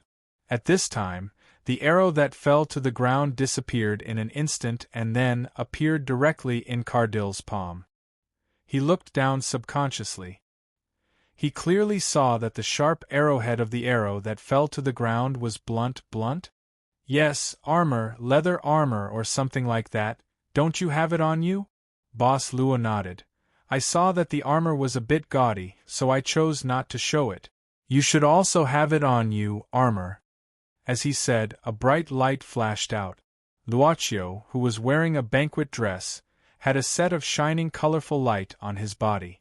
The light was enough to illuminate this area, almost blinding people's eyes. At this time, there was a small shallow mark on the chest of the golden armor. This was clearly the place where Cardill's arrow hit. "I don't have it. I don't have such armor. I don't have it either. I don't have such armor." Hashtag, hashtag, hashtag, hashtag, hashtag. Chapter 1787. So dazzling. As a vampire, he seemed to have an instinctive resistance to this kind of sun-like radiance. Cardill covered his eyes at this time. It was really dazzling, as if it could burn the soul. Then, the light of the armor suddenly disappeared. The transition from aurora to extreme darkness made Mr. Sneeve and Cardill unable to adapt. They only felt that Boss Luo seemed to be shrouded in darkness in their sight. Right? Because it's too fancy, it's more convenient to hide. Mr. Sneeve swallowed subconsciously. He suddenly glanced at the worn leather wristbands on his wrist that he obtained from the wolf den. He only had this pair of leather wristbands on his body. In the next second, the leather wristbands suddenly disappeared. Mr. Sneeve rubbed his wristbands and nodded casually. Yes, indeed, it's not convenient to reveal these protective gears. In the distance, Cardill's legs were actually hidden in the grass. The leg armor on his feet also quietly disappeared. He lifted his left foot and scratched the heel of his right foot, then stood still and then snorted coldly. The tense atmosphere returned in an instant. After Cardill snorted coldly, he sneered and said, "No matter how good the protective gear is, there are places that it can't protect. You shouldn't expose your armor in front of the enemy. This is equivalent to exposing your weakness. For example, your throat, your eyes, and your forehead. There are too many places that I can shoot." Boss Luo didn't say anything. He just reached out his hand and lightly knocked on his forehead. Then, a crisp sound of metal clashing suddenly sounded. He said, "The helmet and armor are a set. It's more fancy with the helmet. Humph, even if you're fully armed, I don't believe that you don't need to breathe. My arrows are highly poisonous. Okay, he also has high-level poison immunity." Mr. Sneeve shook his head at this time. "Didn't Wally tell you? Now it seems that this guy's current model completely restrains you, in all aspects." This made Cadillac almost have the urge to drop his bow. He didn't believe it and shot out 3 sharp arrows in quick succession. Boss Luo didn't seem to make any movements, but the 3 arrows hit his forehead, eyes, and throat respectively. This showed how accurate Cartier's archery was. And then there was nothing after that. He looked at the 3 arrowheads that had already been blunted and returned to his hand. He remained silent. How was he supposed to fight this? "Wally, what was going on? Didn't you say that this is one of the invincible professions, that every shot is accurate and unparalleled?" Cardiria cursed in his heart. "Are you playing with me? Did you send me here to die?" But what he didn't know was that Mr. Varley, who was in front of chessboard, was also at a loss. Chessboard, a roaring forest. Incompetent rage was just a way to vent his anger. It had no positive effect on the actual situation. Cardill knew that no matter how much he cursed, he wouldn't be able to change the current situation. Thus, he quickly calmed down and reorganized himself. The arrows didn't break the opponent's defense, and the poison didn't work, but it didn't mean that the battle would lead to a losing situation. Although it was disadvantageous, he should still have the advantage in speed. At the very least, he could use guerrilla warfare to delay time. As for the function card, the mysterious function card should have the possibility to turn the situation around. How could Wally let him kneel in this place so quickly? If so, he, the owner of the castle and the owner of chessboard, would be too disgraceful. Wally still didn't give any response to Cardiria, which made Cardiria couldn't help but think in his heart, was Wally doing this on purpose to toy with him? "Indeed, I can't think of a way to deal with you now." Cardiria, who who regrouped, shook his head at this time and threw the 3 blunt arrows in his palm on the ground. Although I can't deal with you, I'm not sure about the old guy beside you. The black longbow was raised again, and the sharp arrow was clearly aimed at Mr. Sneeve. Shoot! But Boss Luo took a step forward at this time and directly blocked in front of Mr. Sneeve. The arrow hit his chest again. Cardiria had already expected this. At this moment, he pulled the bowstring again, but this time, he put 3 arrows at the same time. 2 of them, when they were shot, the trajectory even became an arc. Luaccio had to let go of his palm, and a pale golden light shield covered himself and Mr. Sneeve at the same time, blocking Cardiria's attack. It had to be said that the sharp arrows shot by Cardiria were actually pierced through the light shield, but the speed of the arrows was completely slowed down. Boss Luo still had the reaction speed of this speed, so he moved his sword forward. The 3 arrows were broken and fell directly to the ground.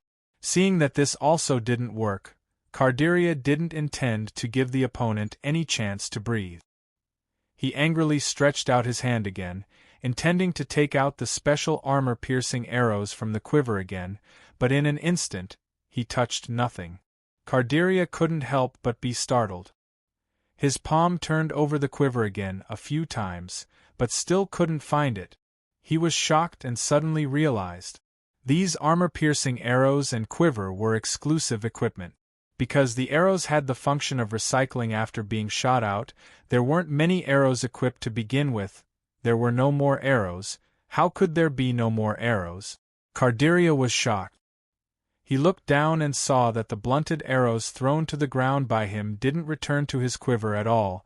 The arrowheads of these arrows were not only blunted, they were actually damaged. How could he fight like this? He had already used up all the arrows he could shoot? He suddenly felt that he had fallen into a rather awkward situation. His palm was still on the quiver behind his back, but it was already frozen. He used up all his arrows. Mr. Sneeve's eyes were sharp, and he instantly pointed out Cardiria's awkward situation at this time. At this time, Boss Luo took a step forward with his big sword. He didn't have the style of a peerless swordsman and unparalleled aura. Be careful, I'm going to make a move. Mr. Sneeve couldn't help but secretly shake his head. Does this person know how to fight? At this time, Boss Luo raised his sword high and directly slashed out. At this moment, Mr. Sneeve was quite glad that he didn't really say what he thought in his heart just now. God, what did he see? That was a dozen groups of 4 to 5 meters high arcs of light pieces, standing upright, connected, and then directly cut the ground, plowing straight forward terrifying attacks. Moreover, the speed wasn't slow at all, it was only slightly slower than the arrows shot by Cardiria. Be careful your ass. This was no longer a matter of being careful, but a matter of not being able to avoid the attack range of these terrifying arcs. He could only face them head-on. In a moment of desperation, Cardiria instantly removed the quiver behind his back, and at the same time, waved the black longbow in his hand. When the arcs of light arrived, he was already prepared to directly escape into the forest after facing them head-on. Thus, after a huge impact and a splitting sensation, Cadillac was sent flying backward. After breaking 5 or 6 large trees, he endured the excruciating pain all over his body. He didn't even care about the black longbow and quiver that had been deformed. He immediately got up, spitting out blood as he turned around and ran without caring about anything else. Why don't you chase after him? At this time, Mr. Sneeve saw that Luaccio was standing still and had no intention of chasing after him, so he couldn't help but say anxiously, "This is the best opportunity to defeat him. If he escapes, Varley will know your details." A servant. This was Varley's servant. As long as he was killed here, Varley was bound to receive the punishment of the punishment wheel. Mr. Sneeve couldn't help but reveal bloodshot eyes at this time, like a wild beast that wanted to eat a human alive. Luaccio glanced at Mr. Sneeve like this, and directly put down the big sword, asking such a question, Before, when you fought with him, was it also like this? At that time, Cordelia would remind him every time he attacked, and even let him go in the end. Mr. Sneeve opened his mouth, and his tightly clenched fist suddenly dropped down powerlessly. Immediately, he gritted his teeth and said with a ferocious face, "This is the best opportunity to defeat Varley. I won't give up. If you don't go, I will go." As a member, he had successfully obtained the right to move freely in the aperture. As soon as he turned around, Mr. Sneeve rushed into the forest. Boss Lua watched his figure disappear in the forest, and suddenly whispered, "Did you see that? This is him after many years." Beside him, a small shadow suddenly appeared in the air. It was palm-sized like a little elf. Banquet hall. Mr. Varley's finger was gently tapping the ring on his other hand, as if he was thinking about something. According to Cordelia's description, this was obviously the sacred armor set. Only this set could ignore the armor-piercing function of the shadow arrow. But it shouldn't. Sacred armor shouldn't be on the path of this servant. This was the ultimate armor that could challenge the Guardian alone. The difficulty of collecting a set was not even easier than challenging the Guardian without any armor. No, it shouldn't at this time, facing Cordelia's incompetence and rage in the chessboard. Mr. Varley still maintained his elegant appearance. After he finished his roll, he entered the HP reduction and the function card drawing process, followed by a new round of roll. This at least gave him some time to sort out the current information. The mission of the Sacred Armor required the profession of Holy Light series to activate. He had been secretly studying Miss Maid's actions. He could be sure that except for the encounter along the way, Boss Luo, as a servant, didn't carry out any mission. In that case, the divine armor was obtained from the demons we encountered on the way here? Could it be that the demon he encountered was a guardian?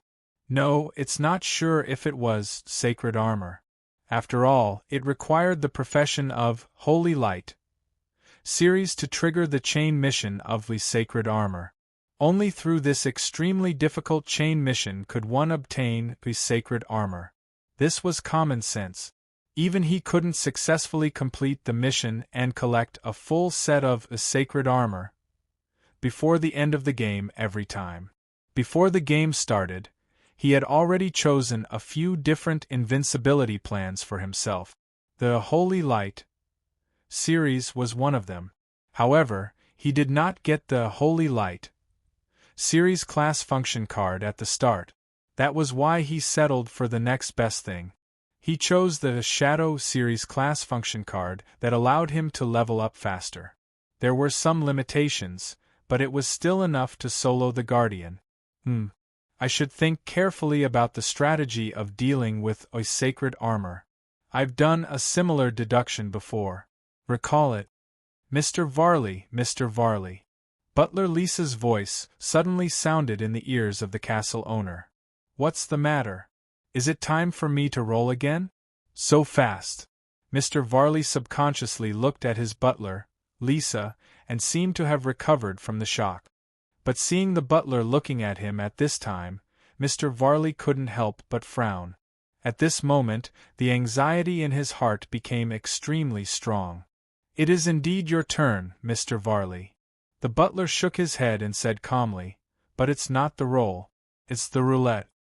What did you say? Mr. Varley was stunned. Then, he suddenly thought of something and looked up. In front of him, above his head, the punishment roulette of the chessboard was slowly opening and facing him. Mr. Varley's pupils contracted violently. The punishment roulette had completely appeared and slowly descended in front of him. Just like how Mr. Cor, the leader of the vampire monitoring team, faced the roulette, a blood-red arm appeared on the roulette and reached out to grab his hands and feet. Chef Narsen stared at the scene in disbelief, or at least, he was in a daze. It was as if this was something that should never happen. His mind was completely blank, as if he could no longer think.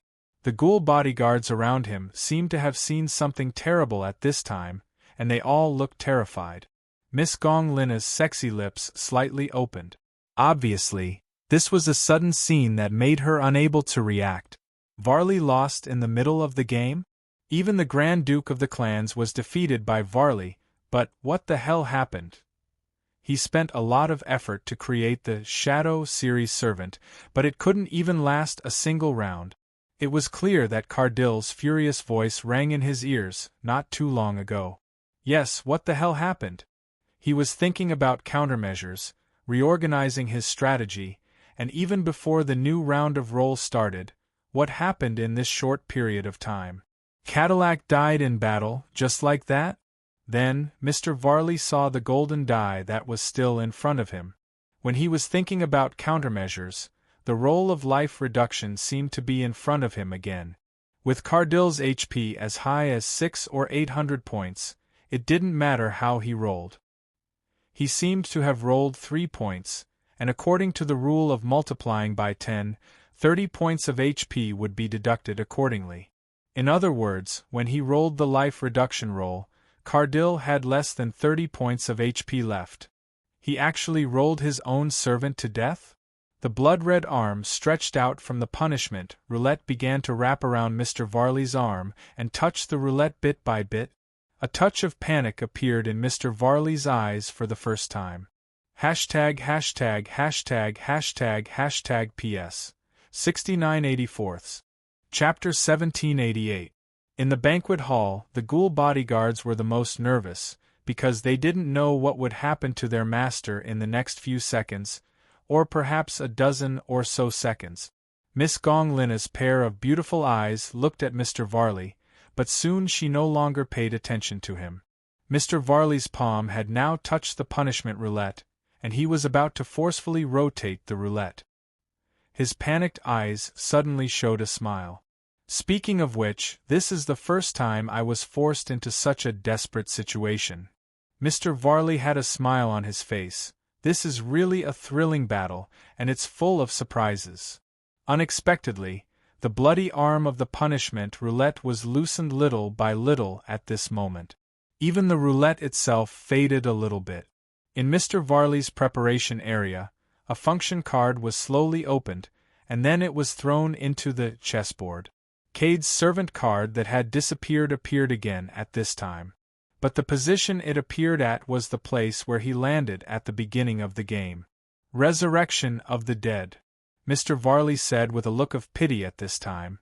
I originally thought that maybe it could only be used when facing the gatekeeper.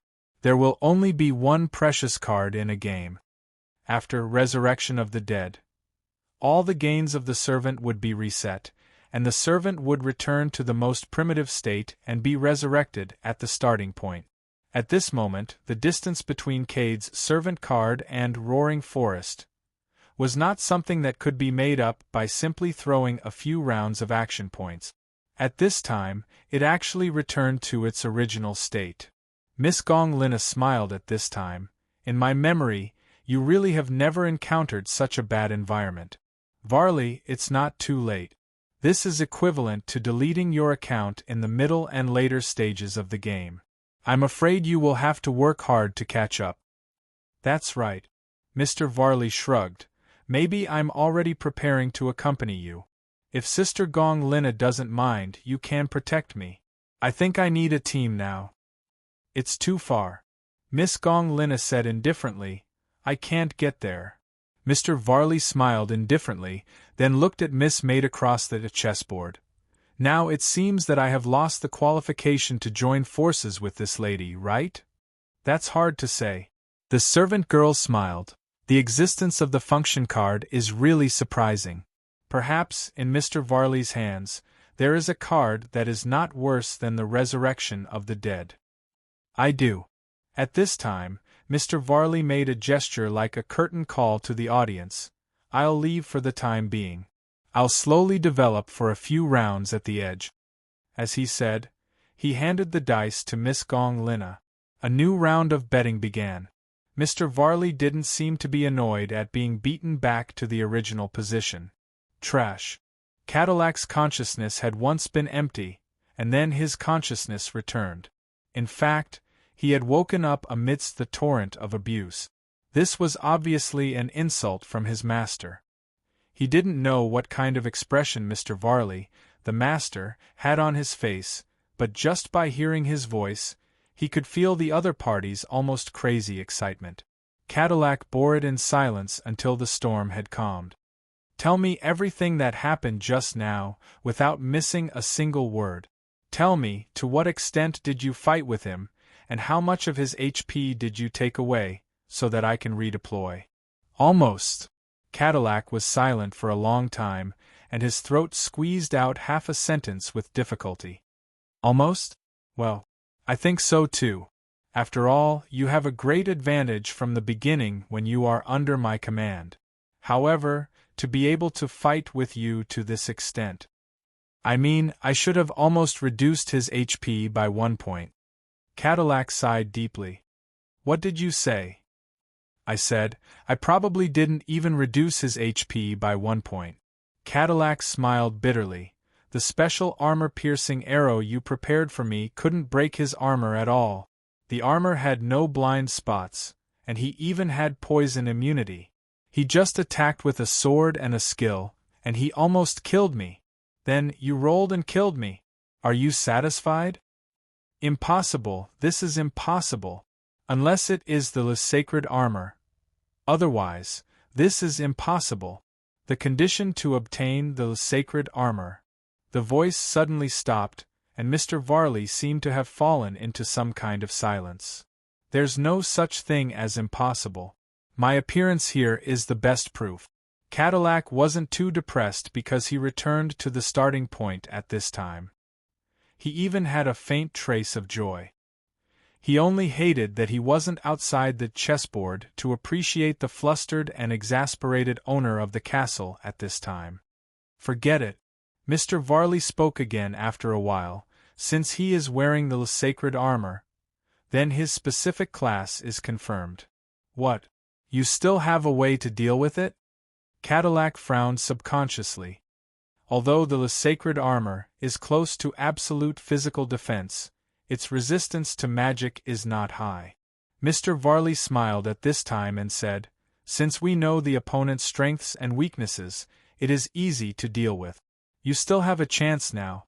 Anyway, then sacred armor is reset, and it is much more convenient to choose another class and combination. You can change your class to a shadow sorcerer. Sacred armor's resistance to magic is very ordinary, and its resistance to mental attacks is even worse. This is what a shadow sorcerer is good at." Cadillac was silent for a while, but suddenly asked, "Let me ask you a question." "Go ahead." "Is there really only one resurrection of the dead in the card box?" Cadillac asked in a deep voice. "Only one," Mr. Varley said calmly. "Chessboard has its own rules. Cherish this opportunity. Next time you won't be so lucky." "I will answer you the same thing." Cadillac sneered. "Remember, if I lose, you will face the punishment roulette again. If I die, I will wait for you here." When Luaccio came, Mr. Sneeve was sitting silently on a dead tree on the ground. "Mr. Varley's servant is resurrected and returned to the starting point." "I guessed it." Mr. Sneeve shook his head. "He is the owner of chessboard, and it is unrealistic to defeat him so easily. However, it is already a good result to let him consume Resurrection of the Dead. For so many years, I don't know how many people have entered this chessboard, but I have only seen one guy consume Resurrection of the Dead." "What kind of person?" Boss Luo couldn't help but ask curiously. "It's a guy called Bohemia." Mr. Sneeve shook his head and said, "A guy with good luck, but it was useless. He lost in the end, and then he spun the punishment roulette. After that, he never appeared again." "I heard that there is a non-punishment option in the punishment roulette." Boss Luo thought for a while and said, "No one has ever turned to the safe option." "I don't know." Mr. Sneeve shook his head. "At least, I have never seen it. By the way, from now on, you have to pay attention to those equipment that can increase your magic resistance." After this, Varley must have guessed that you have this set of the sacred armor, and he will find a way to deal with you. Your armor's defense is indeed very strong, but its shortcomings are quite obvious. Magic attacks and mental attacks are your weaknesses. Mr. Sneeve, it seems that you have done a lot of research on this game. I have been studying it all the time. Mr. Sneeve gritted his teeth and said, as long as there is a chance, I will watch the battle. I will watch it openly and I will hide and peek. One by one, I've recorded all the function cards that have appeared before. And I have been studying Varley's action pattern. I have been out for a long time. Luaccio said at this time, Mr. Gores is still taking care of the injured lady, we should go back and see him. I remember. Sneeve nodded solemnly, you'd better hurry up. After all, it is not a good thing to encounter this female elf who was shot by an arrow. Back then, it was because of this incident that I ended up in my current state. Can you tell me the development of this incident? Mr. Sneeve stood up. There is nothing that can't be said. You defeated Varley's servant and made him suffer such a big loss. I even saw the hope of revenge in you. I will tell you everything I know, and I will do my best to help you until Varley is defeated again. First, tell me the development of this incident. Boss Luo said calmly. Sneeve recalled at this time, the injured elf you met has been living in the depths of Roaring Forest. You should know that the forest is actually very big. Somewhere in the deep forest there is an elf tribe.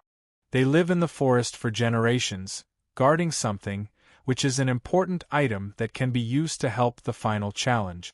You saved her, and soon, under her guidance, you will enter this elf tribe. After a series of investigations, you should encounter a few tests. In the end, I was stuck at the final test, so I missed the time to meet up with my companions and lost the game. What exactly is it? I don't know. Sneeve shook his head. Almost every time, this item will be obtained by Varley, so no one knows what is hidden here. But I have observed Varley for so many years, and he will go deep into the forest every time.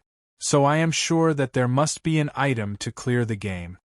Luaccio took out the slate he picked up on the road. Mr. Sneeve, in the last game, have you seen this slate, or something similar? What is this? Sneeve looked at it in surprise, and after a while, he shook his head. I don't think I have seen this thing. It seems to be some kind of clue? Where did you get it? I have been studying the chessboard game. Although I dare not say I know everything, I may be able to give you some hint. He really tried hard to provide all the useful information he could. He didn't want to let go of any opportunity. I picked it up on the road, Luaccio said casually. It was buried in the soil. It was discovered because a corner was exposed in the battle. It seems to lead to here? Mr. Sneeve said in surprise. Is this the reason why you entered the Roaring Forest? Luaccio nodded. Most of it. Mr. Sneeve shook his head. Sorry, I don't know about this slate, but it leads to here. Maybe it has something to do with the important item. Wait, there seems to be some sound. With that, Mr. Sneeve's eyes suddenly became sharp. He directly lay on the ground with his ear close to the ground, and then looked at somewhere, pointing and saying, It's coming. Very fast footstep. In front of him, a figure was rushing out quickly. It was Tina. Is this the twins? Mr. Sneeve was surprised when he saw the person clearly, and then he frowned. He just realized that he was now in the same team as the twins because of Boss Luo. She seems to be chased by something. She looks very scared. What is that? Behind the twin maids, Tina, there was a figure crawling at high speed, madly chasing after her. Upon closer inspection, one would discover that the figure crawling at high speed on the ground was actually a pair of little girls connected to each other. Their hands and feet were crawling quickly like geckos. Their eyes were sharp and their mouths were open. They even constantly made rapid and sharp laughter while crawling. At this time, Tina's panicked eyes showed a touch of surprise. As if she caught a life-saving straw, the twins ran toward Luaccio at once. Help me! She had directly hidden behind Boss Luo, and was about to grab his clothes. At this time, Boss Luo slightly stepped forward, and the maid grabbed nothing. While Tina was stunned, a light shield was released from Luacio's palm, and directly covered the three of them. At this time, the conjoined girls who were crawling directly jumped out and hit the light shield. However, the moment the horrifying conjoined girls touched the light shield, their bodies suddenly dispersed into a gray fog, and then disappeared. It seems to be all right. Luacio waved his hand to remove the light shield, and then turned to look at Tina.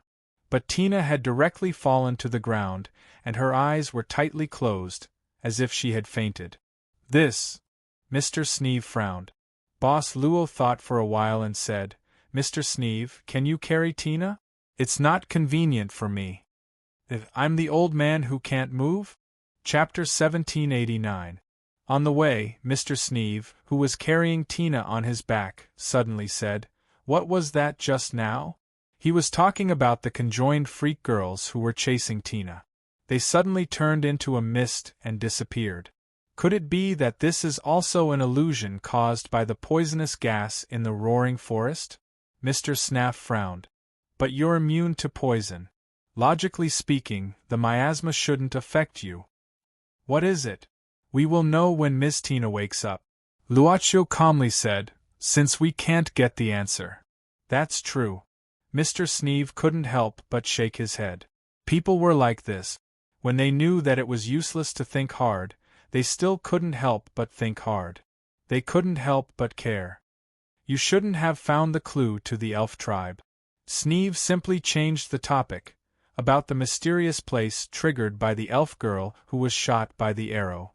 You met me, so you obviously didn't find anything.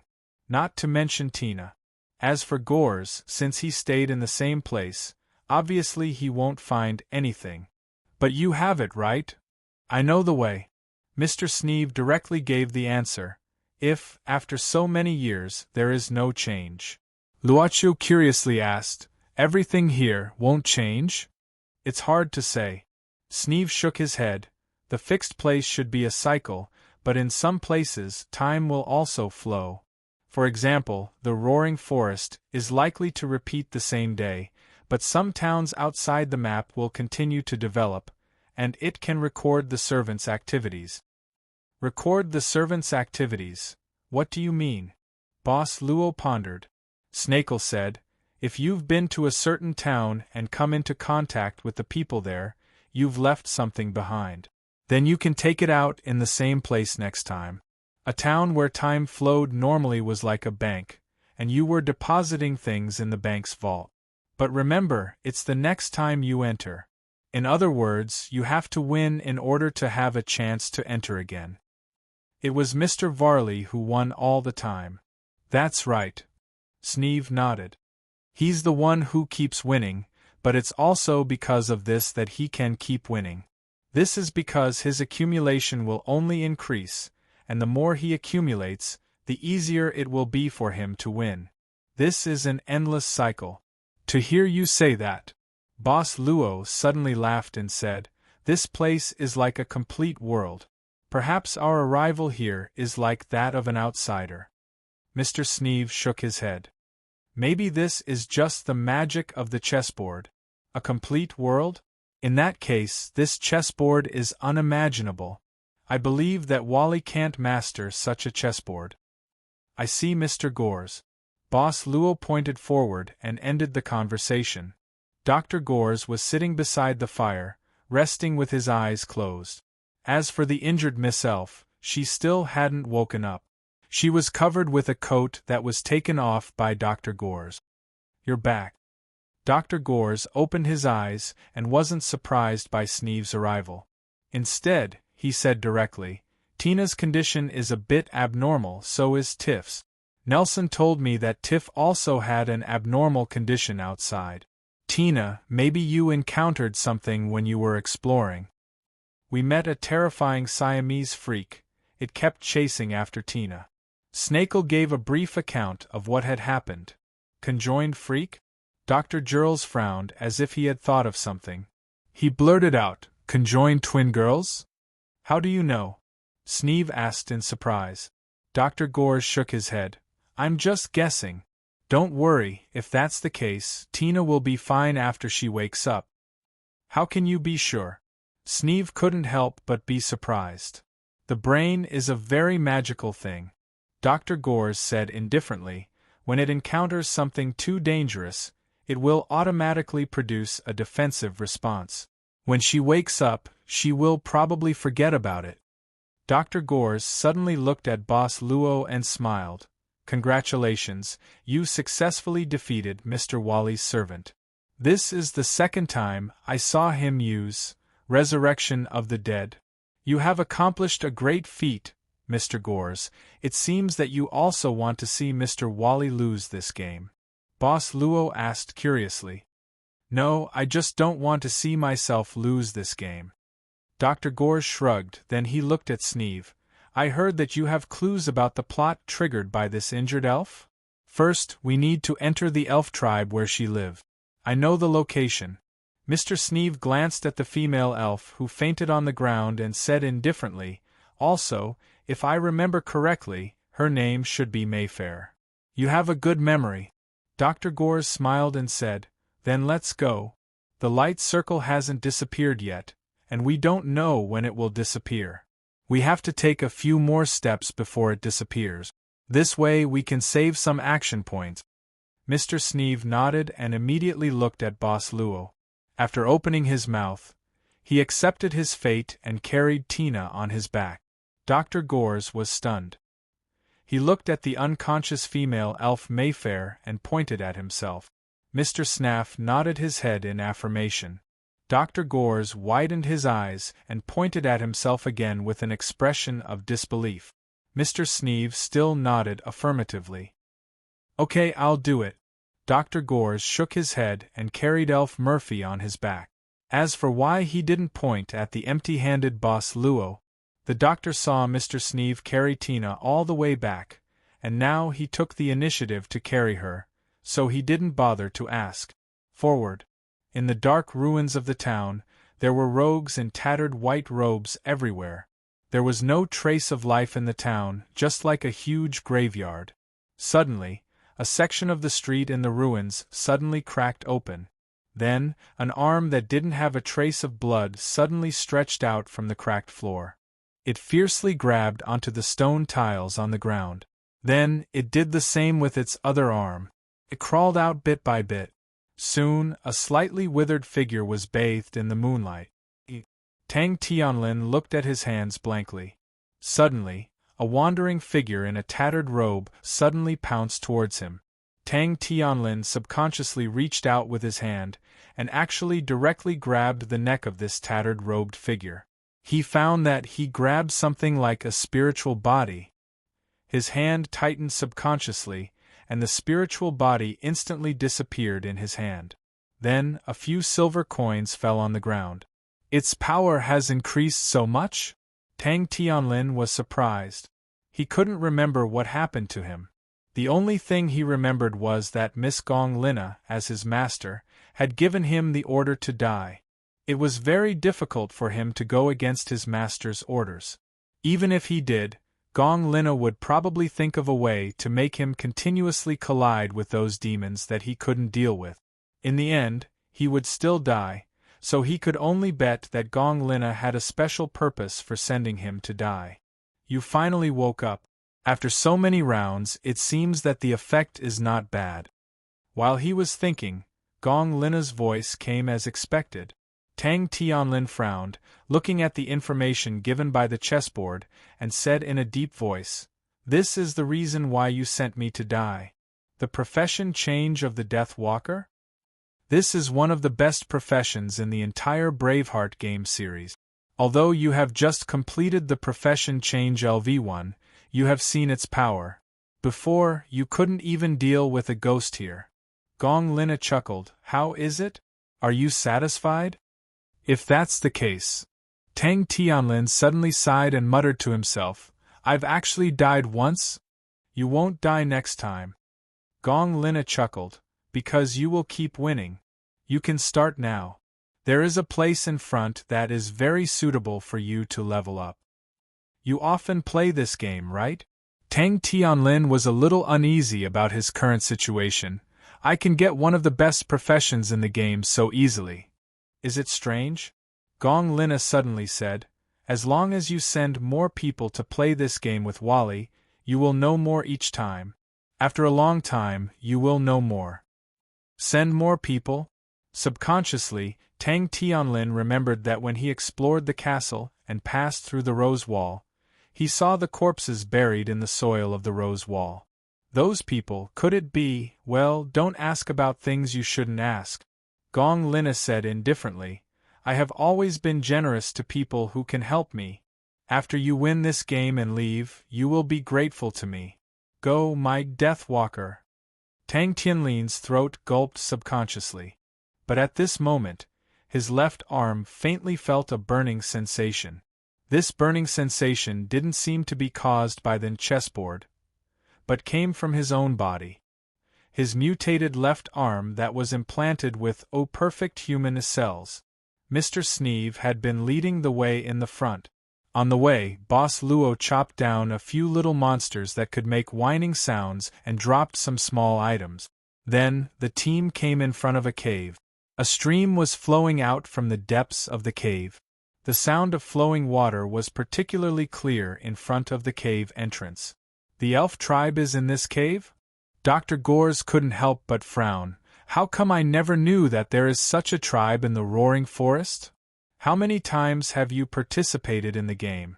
Mr. Sneeve suddenly asked. About 20 times, Dr. Gores thought for a while and said, I have been to the Roaring Forest, at least 5 times, but to be honest, this is the first time I met Murphy, the elf. If I didn't guess wrong, only Wally knows the way to meet Murphy. Sneeve said seriously. Because he basically comes every time. In fact, in the previous games, Wally will only team up with you after leaving the Roaring Forest. Gores, I don't believe that you have never doubted it. The doctor just waved his hand casually and said, but in fact, you have met it once before. And now, we also met it once. That can only mean that we just met it by accident. Sneeve said indifferently, it's just a so-called lucky bastard. Nothing to be proud of. This was not as simple as a lucky bastard. Dr. Girls glanced at the temporary team leader who was not far away from him. The items dropped from those monsters that were killed with a single slash were not something that could be dropped by pure luck, right? Like the power gem that could increase the strength attribute by 30%.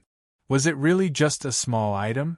This was the chessboard game, and it was Mr. Wally's chessboard game. But until now, Dr. Gores had a feeling that he was following the process of clearing the game. Gores shook his head secretly, then looked around and said doubtfully, but it doesn't look like someone lives here. Sneeve, maybe you remembered the wrong place? After all, for you, it has been so long since the last game. Whether I remembered it wrongly or not, you will know when you walk in. Dr. Gores was about to say something, but he suddenly stopped. He looked serious and said, it seems that someone came out from inside. You are right, at least there are people here. They should be people who came out to find Murphy. We will wait here for them to come out and meet them. Mr. Sneeve said indifferently, they will take us in. Let's hide. Unexpectedly, Boss Luo suddenly said. Hide? Mr. Snaff couldn't help but open his mouth. Hide for what? The elf tribe is deep in the cave, and we have to pass through a barrier. Without the elf's guidance, we can't pass through the barrier. Let's hide first. Boss Luo said quickly. Then he looked around and walked quickly to the back of a big stone. Dr. Gores followed him subconsciously, mainly because he found that since they formed a team, he could always pick up many useful things behind this temporary team leader. Really? Mr. Sneeve looked at the entrance of the cave and felt the faint sound getting closer. He looked at his teammates who were hiding behind the big rock. Finally, he carried Tina on his back and hid behind the big rock as well. Not long after, a few figures quickly walked out of the cave. Surprisingly, they were the same as Mayfair and had the characteristics of elves. They whispered something and left the cave after a while. Why did you avoid the elves who led the way? Mr. Sneeve frowned and asked. I'm just a little curious. Luaccio thought for a while and said, Who shot this elf lady? She didn't get shot by Cade's arrow. Who shot her? Of course, it's the enemy. Mr. Sneeve blurted out, but he stopped instantly. Wait, who is the enemy of the elves in the roaring forest? There should only be monsters here. If that's the case. Dr. Girth frowned and said, I've been to this roaring forest several times, but I've never met a monster that uses bows and arrows. Let alone bows and arrows, there aren't even any low-intelligence ogres that use wooden stick. Was this arrow shot by an elf? Someone in the elf tribe wants to kill Murphy. Mr. Sneeve couldn't help but say hurriedly. Then, cold sweat started to appear on his forehead. How could this be? If this is the case, then we'll know soon whether it's true or not. Boss Lewell looked at Dr. Gores. To be exact, he was looking at the elf lady who was on his back. The elf lady's eyelids moved slightly, and she seemed to be waking up. Chapter 1790. Elf Mayfair soon woke up. She was quite nervous when she saw several strangers in front of her. If it wasn't for the fact that she was heavily injured, something unpleasant might have happened. We saved you in the woods, Dr. Gores said directly. We are foreign adventurers. Obviously, Mayfair did not trust them immediately. She was even more alert as she looked at everyone and sized up her current situation. When she realized that she was at the entrance of the cave, a trace of panic flashed across her face. She struggled to stand up and seemed to want to escape. Luaccio saw this and said directly, Not long ago we saw a few male elves coming out from inside. If you go out now, you may meet them. His words made Mayfair's movements slow down. Dr. Gores and Mr. Sneeve looked at each other and thought of what they had discussed before. It seemed that Mayfair was really injured by her own kind, and it was not an accident. This development was completely different from the incident that Sneeve committed decades ago. In fact, decades ago, when he joined the game and found Mayfair in the roaring forest, and finally successfully brought her back to the tribe, Mayfair didn't wake up. It was only because he brought back the injured Mayfair. To be precise, it was Mayfair who was brought back by Geralt, the leader of the demon hunting squad who was his follower. That was why he was treated with respect by the elf tribe. The one who really came into contact with the elf tribe in the roaring forest was Geralt, the captain of the demon hunting team who had died in the chessboard game. Snake only knew about this place from Geralt through the connection between his master and servant. You want to send me in? Mayfair was silent for a while and frowned. Boss Luo nodded and said, You are injured. We plan to send you back to where you live. There is no problem. I can't go back. Mayfair shook her head. I just escaped from there. Escaped? Dr. Gores frowned. Why, isn't that where you live? Mayfair didn't answer Dr. Gores' question. Instead, she quickly said, Come with me. If you stay here for a long time, they will find you. Every elf living here is good at tracking. Gores and Sneeve looked at Luaccio together.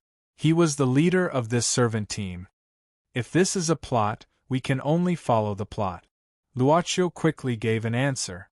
Although Mayfair woke up, it was still not convenient for her to move. She could only pick up a branch as a crutch, and then let Dr. Gores help her move. Very quickly, under Mayfair's lead, everyone arrived at an abnormally dark area where the trees were especially dense. It was very difficult for the sunlight to penetrate through the layers of leaves in this place. Only some mushrooms that grew in the withered trees could slightly illuminate this place. According to the direction, this place seems to be the direction that Tina explored before. Dr. Gores suddenly stopped. He found a piece of broken cloth in a dead tree branch. The cloth seemed to be from Tina's clothes.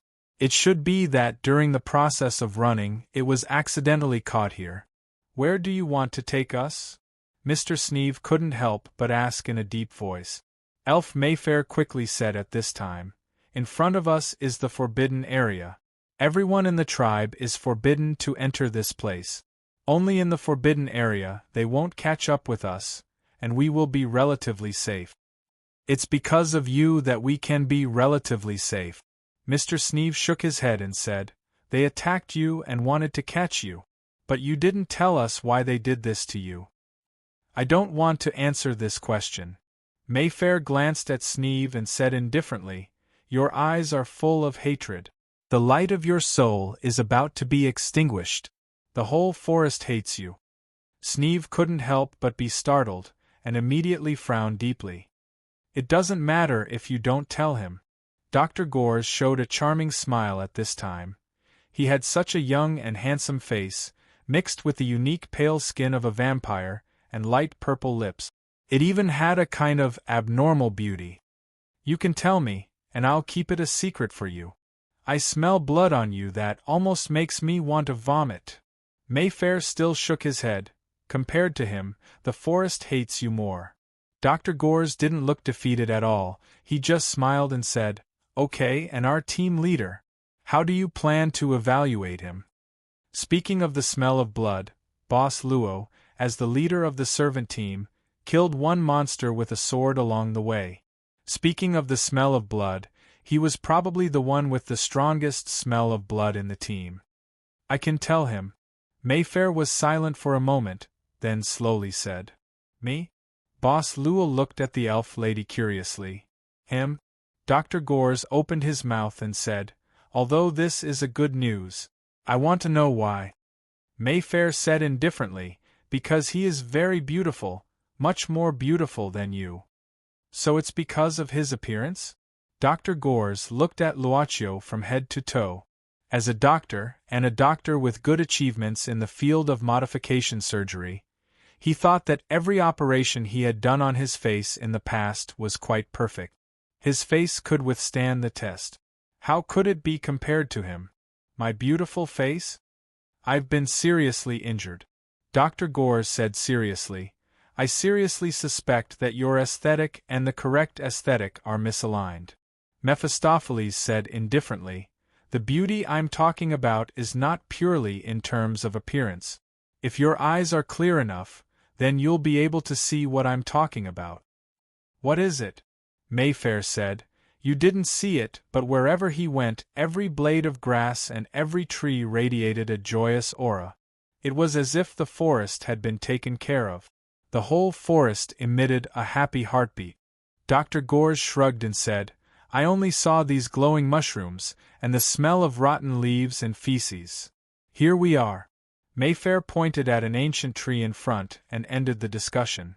At this time, what appeared in front of them was a small wooden house on the branches of an ancient tree. A treehouse.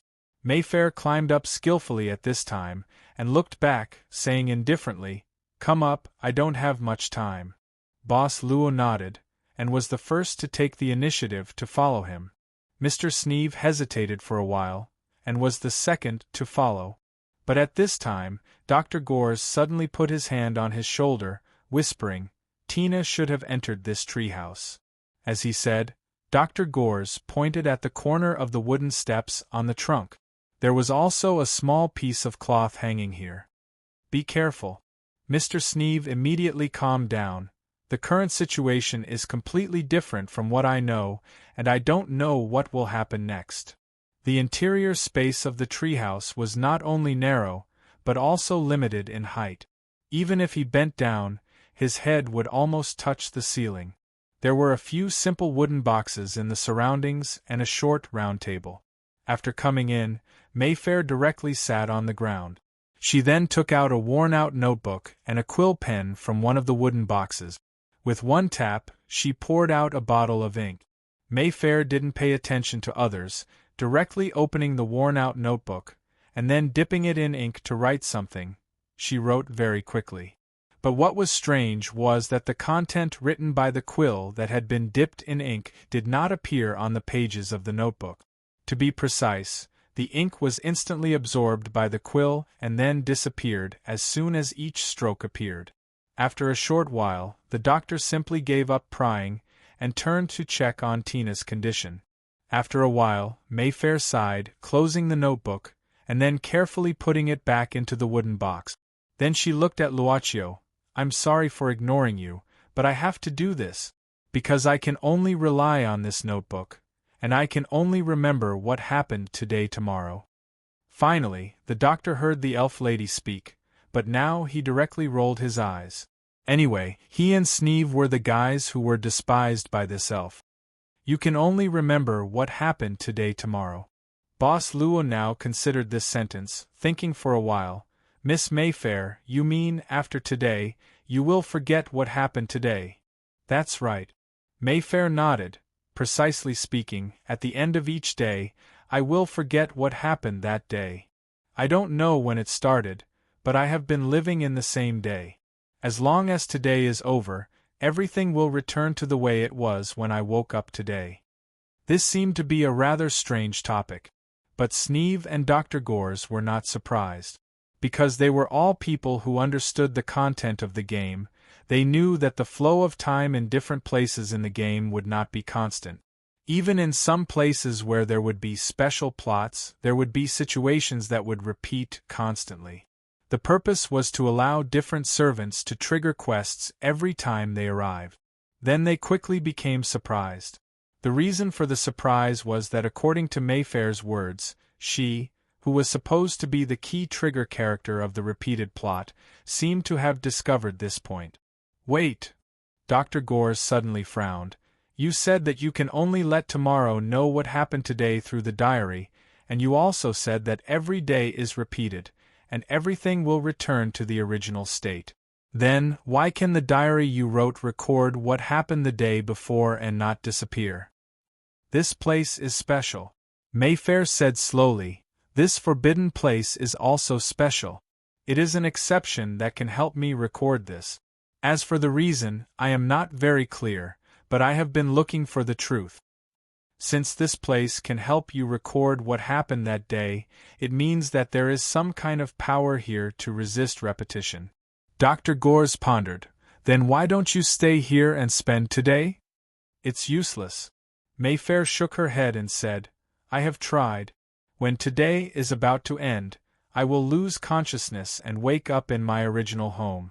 As usual, I will prepare to escape from the tribe, and then I will come here by accident, and finally find the diary in the wooden box, and then I will know what happened yesterday. You will remember what happened yesterday? Luocio thought for a while and asked. No, I still can't remember. Mayfair shook her head again and said, but the handwriting in the diary is mine. In addition, the yesterday me will also write something that the today me has to believe, something that only I know. In the end, no matter how unbelievable it is, I can only choose to believe it. What did you write just now? Luocio thought for a while and asked. Meeting you guys. Mayfair said directly, this diary records everything that I write down every day. I don't want to miss out on anything different. It might be able to help me get out of this predicament. In fact, according to the contents of this diary, I should meet the person who saved me every once in a while, and then return to this treehouse. But this time, it's a little different. What's the difference? Mr. Sneeve seemed to think of something, and his expression became a little anxious. Mayfair looked at Sneeve with some displeasure, then looked at Boss Luo and said, every once in a while, only one person will save me, but this time it is more than one person. This is the difference. It's Wally. It must be him. Mr. Sneeve suddenly stood up at this time, and his head directly hit the ceiling, but he didn't care about the pain. He said excitedly, every time the person who saved you should be Wally's servant. Only he knows how to take this step. I didn't send you back at all, I was wrong from the beginning. Who is Wally? Mayfair's eyes were full of doubts at this time. He is a devil. Mr. Sneeve sat down again and said in a deep voice, the devil who plays with people's hearts and makes people fall into despair as the source of happiness. You also look like a devil. Mayfair looked at Mr. Sneeve and said at this time. Mr. Sneeve didn't care at this time. He reached out and grabbed the elf lady's slender arm and said in a deep voice, tell me, every time you brought Wally's servant here, what else did you do? This action obviously disturbed the elf lady's inner thoughts. Her lips moved slightly, and she quickly said something. Then a green light flashed on Mayfair's body, and then Mr. Sneeve's body was directly overturned by something. It seemed that he flew out of the door and fell directly under the tree. The light on Mayfair's body then disappeared, and she looked a lot tired. Then she directly fell into the arms of Boss Luo, who was sitting next to her. Boss Luo quickly stretched out his hand and pulled the round low table directly. So, the elf lady could only lie directly on the table. Dr. Gores opened his mouth at this time. This guy, he deserved to not have a lover. Chapter 1791. When Mr. Sneeve appeared at the door of the treehouse while rubbing his waist, he saw Elf Mayfair, who was rubbing her forehead. It seemed that something had happened in the treehouse while he was falling from the tree. But after that incident, he was a little more fearful of Mayfair. After calming down, Mr. Sneeve sat down silently. The atmosphere suddenly became a little quiet, but Dr. Girls quickly opened his mouth and said, "Miss Mayfair, you said that before this, every once in a while, the diary would record that someone saved you when you were injured by an arrow. In other words, every time someone saved you, you would return to the treehouse again. In other words, you would only come here twice in a day, right?" "That's right." Mayfair nodded. Dr. Girls asked again, "Then, did you write down in the diary what you would do next every time you did this?" Mayfair shook her head. "There is no record in the diary, so I don't know what would happen. But I think there must be some reason that prevented me from coming to the treehouse for the third time. I have thought of many possibilities. Maybe it was because the time had come, or because I died. But there is no way to prove it." "You said this place is forbidden." Dr. Gores muttered. "What on earth exists here that makes your tribe so afraid of this place?" "According to the legend in the tribe, there is a terrible monster sleeping here," Mayfair said in a low voice. "This monster can't be awakened, or it will bring a destructive disaster to the forest, or even the whole world." "Do you know how big the world is?" Boss Luo suddenly asked at this time. Mayfair shook her head. "I have lived in the tribe since I was young and have never left the forest. I don't know how big the outside world is. I want to see how big it is." "You said you want to leave the tribe," Boss Luo said. "Is this the reason?" "Only a small percentage of them." Mayfair shook his head and said, "But the real reason is that I don't want to become a sacrifice for the tribe.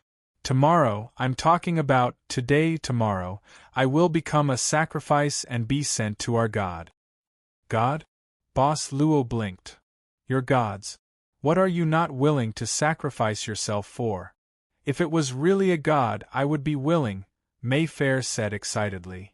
"But that's not the case at all." Everyone was biased. "It's not our god, it's just a monster with the ability to transform. If I hadn't seen it with my own eyes that day when it revealed its original appearance and forcibly ate the previous child as a sacrifice alive. I told the elders, told everyone, but no one believed me. They even imprisoned me. You should have the ability to leave the roaring forest." Dr. Gores thought about it and said, "Not counting the today, when no one appeared to save you, every once in a while, someone will come to save you, right? Then, from the time you were injured and woke up, until the end of the day, you had enough time to leave the forest.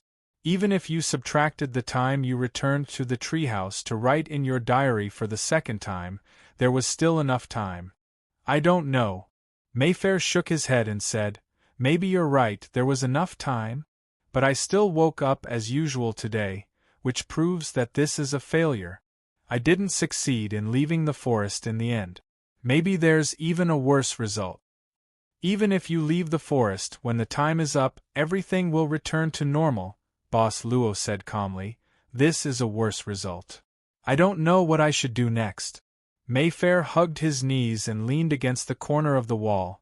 "This is a nightmare that I can't escape from.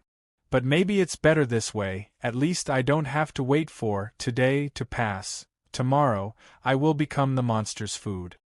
At that moment, several people in the servant team were slightly moved because the prompt from a chessboard appeared. This seems to be a strange time node. We always subconsciously forget some important things. Please find out the reason why the elf Mayfair repeated every day. Excellent people are always good at meeting unknown challenges. At the end of the prompt, there was a choice whether to accept the mission or not. Obviously, as the leader, the servant girl directly chose the option to solve the problem. This was not beyond the expectation of Dr. Gores and Sneeve. If they were to make a choice, they would not hesitate too much. Therefore, at this time, they were convinced that the mission obtained from Mayfair was a special mission that could only be triggered by Wally and was completed almost every time. The special item that could effectively help the servant defeat the final guardian must be obtained through this mission. Maybe there is a way to quickly solve your current predicament. Dr. Gores smiled and said, "The way to let you pass today and not die in the monster's mouth." "What way?" Mayfair raised his head in an instant. Dr. Gores smiled and said, "Since all this started when you wanted to escape from the fate of being a sacrifice, then the way to end it is very likely to end your fate as a sacrifice. How to end this fate in the fastest way? As long as the god of your tribe disappears, then the meaning of you being a sacrifice no longer exists." "You mean?" Mayfair was shocked. You're going to give that monster." Dr. Gores nodded and directly pointed at the team captain, Boss Luo. "Yes, the simplest way is to directly eliminate the monster that ruled your tribe. Don't look at us like this guy is very powerful." Him? Mayfair looked at Luocchio with suspicion. He was so beautiful that he could make the forest exude a cheerful atmosphere. He was more like an elf than an elf. There was not a trace of violence in him. "Yes, that's him," Dr. Gores said. "Don't look at his gentle appearance. When he is fierce, he is the most violent guy in our village. One sword, one monster, one monster. Are you afraid?" Really? Mayfair looked at Luocchio with excitement. "Can you really help me deal with the monster in my tribe? I can go to your tribe and have a look." Luocchio nodded. "Before your time resets." "That's great." The excited Miss Elf crawled over and was about to grab Boss Luo's hands to express her gratitude at this moment. Dr. Gores thought that he couldn't avoid it this time. But he realized that he was too naive, or the world was too complicated. What did he see? The wooden floor of the treehouse suddenly broke at the position of the elf lady. Her body sank and she directly fell under the tree, causing Mr. Sneeve to feel extremely comfortable. At this moment, the twin maid, Tina, slowly woke up. "Where is this place?" Tina looked at everyone blankly. She rubbed her forehead and asked softly, "Why are you all here?" She forgot what happened after they separated. Her memory seemed to stop at the time before she came into contact with the treehouse. This was Dr. Gore's speculation. Before this, he had already speculated that Tina had entered the treehouse and confirmed it. "You really don't remember what happened before?" Mr. Sneeve frowned. "Do you remember anything at all? When we met you were being chased by a monster." Dr. Gores directly interrupted Mr. Sneeve. "Tina, try to recall why you were chased by a monster." "I really can't remember." The servant girl shook her head. "I have a terrible headache." "Since you can't remember, then don't think about it for the time being," Dr. Gores said quickly. "My mother is about to enter the elf tribe. There may be a battle. You should rest well. It's not a big deal." "Okay, Dr. Gores." The servant girl nodded obediently. Dr. Gores said, "Since you've woken up, you should help this elf lady. It's more appropriate this way." The servant girl nodded obediently and then walked to Mayfair's side to help her. Sneeve saw this and frowned.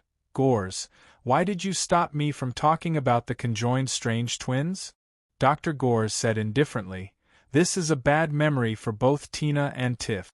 They were abandoned because they were conjoined. You don't want to know what they looked like when they left that family." Mr. Sneeve couldn't help but sneer. "Why, as a vampire, do you have the so-called compassion? Doctor, under the flower wall in the castle courtyard, there are many masterpieces of yours. Dr. Gores was unmoved. Why, do you want to seek justice for those souls buried under the flower wall?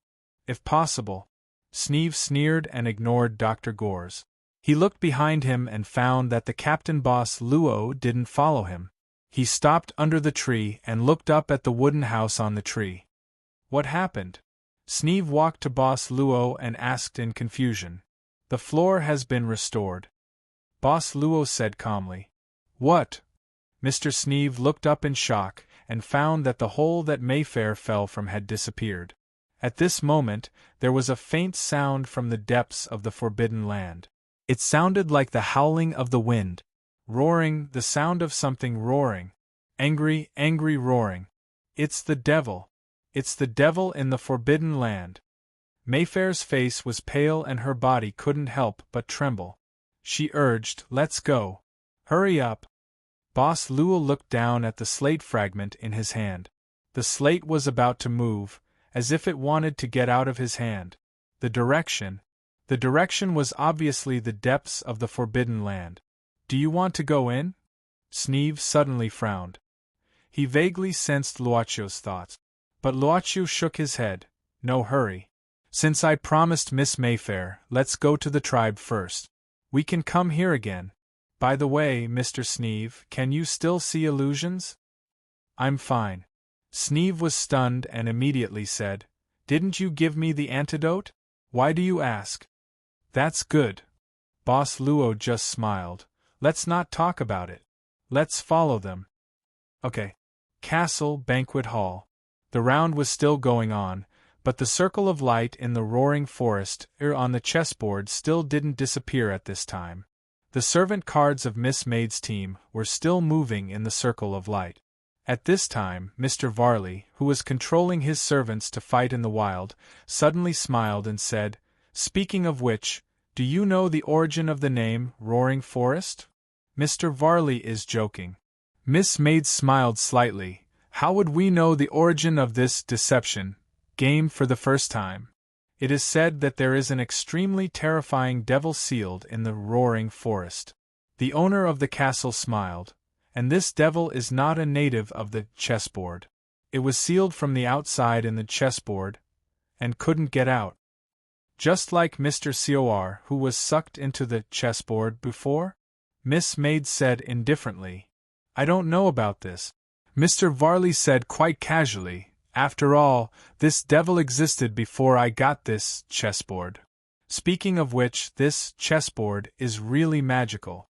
Miss Maid chuckled and said, I don't know how Mr. Varley got this chessboard. Many people want to know this secret. Mr. Varley looked at Miss Maid and suddenly smiled. If you win, I will tell you. Then I am looking forward to it. At this time, Black Dragon and Black Hound, who had given up the right to bet, lazily lying on the floor, suddenly raised their heads and looked around. But Miss Maid glanced at them at this time, and Black Hound and Black Dragon suddenly quieted down and lay down again, but their ears were close. It seemed like they were afraid. Afraid of something. In the dim corridor of the ancient castle, a rat that was stealing food flashed by. Perhaps because it had eaten too much of the abnormal food in this ancient castle, this rat was obviously stronger than ordinary rats. Its eyes even glowed with a hint of red light. But suddenly, the huge rat was rolled up by something. It seemed to be the roots of some plant. At this time, the depths of the dusky long corridor were already covered with the roots of these plants, densely packed. They seemed to be in the process of growing without end. Chapter 1792. A bumpy wall appeared in front of them. It was actually one of the ends of the cave. There is no road here. Dr. Gores reached out to touch the stone wall and found that the wall was solid. Mayfair also reached out to touch the stone wall at this time. Her finger began to draw something on the stone wall. It seemed to be a symbol. Dr. Gores looked at it a few more times and secretly remembered the movement of Mayfair's finger. This wall is the door to the elf tribe, Mr. Sneeve said coldly. Only the elves have the way to open it. Even if you remember this symbol, You don't have the corresponding power to open it. Dr. Gores shrugged and didn't seem to care much. Mayfair looked at Sneeve at this time and asked doubtfully, "You seem to be very familiar with our tribe?" "I have been here before," Sneeve said indifferently, "many, many years ago." "You are a human?" Mayfair suddenly asked. "Of course." Mr. Sneeve nodded. Mayfair was surprised. "You're really a human. You look like you're in your 60s or 70s. Come to think of it, I was already in the tribe before you were born. If you've been to the tribe before, I should have an impression of you," Mr. Sneeve said perfunctorily. "Maybe you were not there at that time, so you don't know. Today, you also temporarily left the tribe and just came back." Mayfair wanted to say something, but the stone wall had changed. The entrance to the elf tribe was about to open. Mayfair had no choice but to remind everyone, "After we enter, you must follow me closely. Also, try not to make a sound. There is a small forest on the road to the village. The sleeping trees there hate ear-piercing sounds the most. If they are woken up, they will become quite irritable." Having said that, Mr. Sneeve had already stepped into the entrance one step ahead.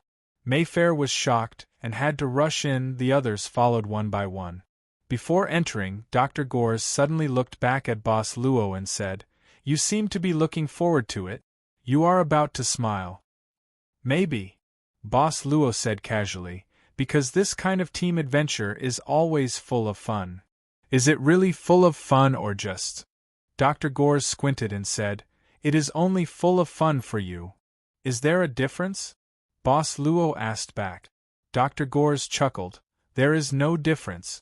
I hope this kind of fun can last forever." After that, the doctor walked into the entrance and disappeared in a blink of an eye, leaving Boss Luo outside. He said, "Let's go in too." After Boss Luo passed through the entrance, he found that it was actually a sunny place with hills, grasslands, and forests. He could even see some smoke rising not far away. "Fortunately, the people who went out to catch me haven't returned yet." Mayfair looked around and said quickly, "Let's go, let's leave the quiet forest first." "The elves here don't seem to live very densely?" Boss Luo asked curiously. Mayfair explained, "Most of them live in the village. Some live outside the village because of their personality or interest. My house is at the bottom of that hill." "Does Miss Mayfair have a family?" Mayfair shook her head and said, "My family has passed away. They died of old age. My parents gave birth to me when they were 400 years old. This is considered old age for elves who have an average lifespan of 500 years. So, you're at least 100 years old?" Dr. Gores thought for a while and said, "I'm 173 years old now." Mayfair said indifferently, "Of course, it's only 4 today me." Dr. Gores smiled and said, "Actually, being trapped in the same day all the time should be able to do a lot of things. There's a movie where the protagonist is trapped in a snowy town. Because the same things happen every day, he easily reached the peak of his life." "What's a movie?" Mayfair asked subconsciously. "Then did this person survive the day? How did he survive?" Dr. Gores said with a strange smile, "He survived. After he found his true love and successfully made love with her, the curse was lifted. He finally welcomed the arrival of a new day hand in hand with his beloved. Miss Mayfair, maybe you can try this method. Love is the most powerful force in the world." "That's great." The elf lady unexpectedly showed a yearning look, but clapping for love can break the repetitive curse. "This is really incredible." Dr. Gores said patiently, "But you haven't tried it. How do you know this method won't work? Besides, even if this method doesn't work, being able to find the happiness of your true love is already a kind of luck, isn't it?" "Yes." Mephistopheles nodded seriously and said, "I didn't expect a guy like you who reeks of blood to be able to say such words." "You're starting to change your view of me, right?" Dr. Gores said with a smile. "I admit that my hands are indeed stained with countless blood. But let me ask you, which doctor hasn't touched blood with his hands?" "Doctor, are you a doctor?" Mayfair said in surprise. You're a doctor? Speaking of which, Miss Mayfair's injury was also treated by me. Dr. Gores said with a smile. If you don't believe me, you can ask them. Sneeve rolled his eyes. In fact, he didn't have a good impression of Mayfair, or rather, he didn't have a good impression of this tribe. If it wasn't for this tribe, he wouldn't have missed the time. He was even happy to see Gores teasing Mayfair. Did he really save me? Mayfair looked directly at Boss Luo. Tell me, I believe you. It was Mr. Gores who treated your wound. Boss Luo nodded. As for his profession, he is indeed a doctor. That's all I know for now. Mayfair nodded. When she looked at Gores, her gaze softened a little, saying seriously, Well, if necessary, I'll consider your method, but I won't remember what happened today after I wake up. With only a little time left, I don't know where to find my true love. Besides, how can feelings be so casual? I want my future husband to be a brave, righteous and kind person. Now, I'd better think about how to deal with the monster in the village. It lives in the village? Boss Luo asked directly. Mephistopheles pointed at another hill. Over there, there's a shrine for the gods on the mountain. It lives there. The hill where the temple was located was not far from Mayfair's home. It was even a connected hill. We should kill it now. Dr. Gores said confidently, You have to believe that we have a terrifying power here. Mayfair shook her head. It's better not to go during the day. It sleeps during the day and only wakes up at night. So, during the day, the temple is guarded by the bravest elves of our tribe. I only want to expose its impersonation of a god, not to kill my people. You're helping me, and I don't want to see blood. Sneeve sneered. Why don't you sneak in and kill it when it's sleeping? When it wakes up at night, won't it be more difficult to find a chance to kill it? Your naivety will only put you in more danger. Mayfair couldn't help but hesitate. Boss Luo said, Miss Mayfair, is there any way to avoid your people's patrol and go directly into the temple? Yes, but it's not an easy way. Mayfair shook her head. I don't recommend it.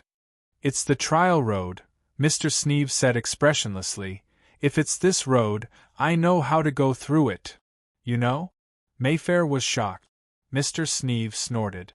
Not only do I know, I've even passed through this trial path before. I know how to go through it, so it's decided. We'll go through the trial path and enter the temple. I think before the fake god wakes up, we'll be able to walk in front of it and kill it quietly. The trial road is the most important place in our tribe besides the temple. How can you pass it? You're just a human? Mayfair said in disbelief. That's impossible. People who pass the trial road shouldn't look like you. This is the truth, no matter what I look like. Sneeve said coldly.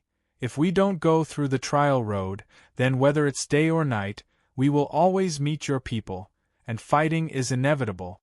You decide for yourself. Oh, Sneeve, this is the Sneeve I know. Dr. Girls said with a smile at this time, this kind of annoying tone all the time, it's definitely you. Then, make a decision, Captain. The last words were said while looking at Boss Luo. Boss Luo thought at this time and said, Then let's go through the trial road. I still think it's too dangerous. Mayfair shook her head and immediately gritted her teeth. But if you insist, I'll go with you. Dr. Gores. Sneeve and I. Are we really in the same team as this temporary servant captain? Then let's go. Dr. Girls shook his head.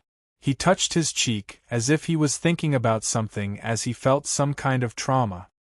He felt that he needed to seek some comfort, so he walked to the silent twin maid, Tina. What are you thinking about, Tina? The maid said subconsciously, Doctor, look at these sleeping trees. Don't they look like the willows in the courtyard of the castle, deep inside the flower wall? Not like. Dr. Gores frowned at this time. They are. Are the whacking willows in the courtyard transplanted from here? Tina was a little surprised. Dr. Gores thought for a while and said, It's not surprising. After all, the things here can be taken out. Mr. Varley basically enters the roaring forest. Every time, so it's not surprising that he took away the seeds of the sleeping trees.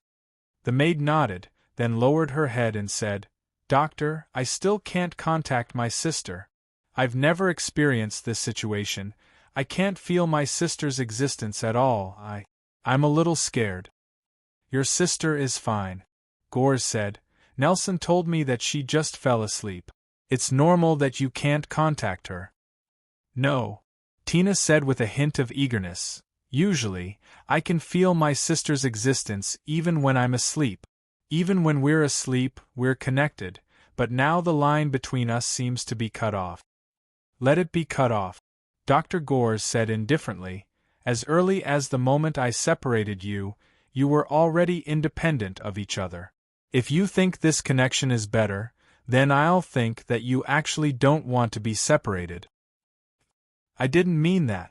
Don't think too much. Dr. Gores said softly. Your sister is fine. Perhaps this kind of comfort was useful. Tina nodded obediently. I know, thank you, Doctor. Dr. Gores suddenly said seriously. Let me ask you a question, Tina. Go ahead, Doctor. Dr. Gores asked quietly. Who do you think is better looking between me, Sneeve, and our current captain? Bursts of fierce roars sounded, surging from all directions. Nan Shaunan even felt like she was in the middle of a raging wave. The pressure brought by the roar seemed to be invading her soul, causing her to break out in a cold sweat uncontrollably. He had wandered through the gaps between dimensions, explored countless secret places, and experienced the dangers of countless subworlds. In his impression, there were very few things that could make him so fearful just because of the environmental factor. The slate fragment in her hand even had some slight vibrations at this time. This kind of vibration became more and more intense after she came to this particularly dark place. After fooling Lisa for so many rounds, it's finally time to uncover your face. She looked at the slate in her hand and muttered to herself. At this time, her servant card was already in the forbidden area of the roaring forest. Nan Xiaonan's action points were enough to support her to finally walk into the depths of the forbidden area. As she went deeper and deeper, the roars that made her soul throb disappeared. But Nan Xiaonan obviously didn't feel relaxed. On the contrary, the pressure was even stronger. Every step she took felt like her legs were filled with lead. You are not a person of this world. A hoarse voice suddenly sounded in Nan Xiaonan's ears. Chapter 1793. Its full name was The Path of Trials for the Brave. Only the brave, and those who were loved by nature, could pass it. The purpose of the Road of Trials was to select the most suitable candidate to become the new village chief of the tribe. That is to say, only when the new village chief needs to be selected will the Road of Trials be held. On the way to the Road of Trials leading to the temple, Mayfair still had doubts about what Sneeve said about him passing through the Road of Trials, because the village chief was still very healthy now. Even when her parents were young, this village had already existed. That's you, Snakel said indifferently. This trial road has never had any restrictions. There isn't even a single guard at the entrance. When and who entered, don't tell me all of you are clear about it. Mayfair didn't refute this statement. What Sneeve said was true. There had never been a guard at the entrance of the Road of Trials. It was just that the elves in the tribe were quite compliant with the rules. They had never heard of anyone breaking the rules. Then why do you want to take this Road of Trials? Mayfair asked vigilantly. She had already regarded Sneeve as a guy who had sneaked into the elf tribe many years ago. Therefore, the fact that he had entered the tribe was not discovered by the people in the tribe. She herself didn't know about this matter. Of course not, because I'm bored. Mr. Sneeve didn't want to say more. After that, no matter how Mayfair asked, he still remained silent. The team unexpectedly didn't collapse under such a high-pressure atmosphere. They even finally arrived at the entrance of the Road of Trials peacefully.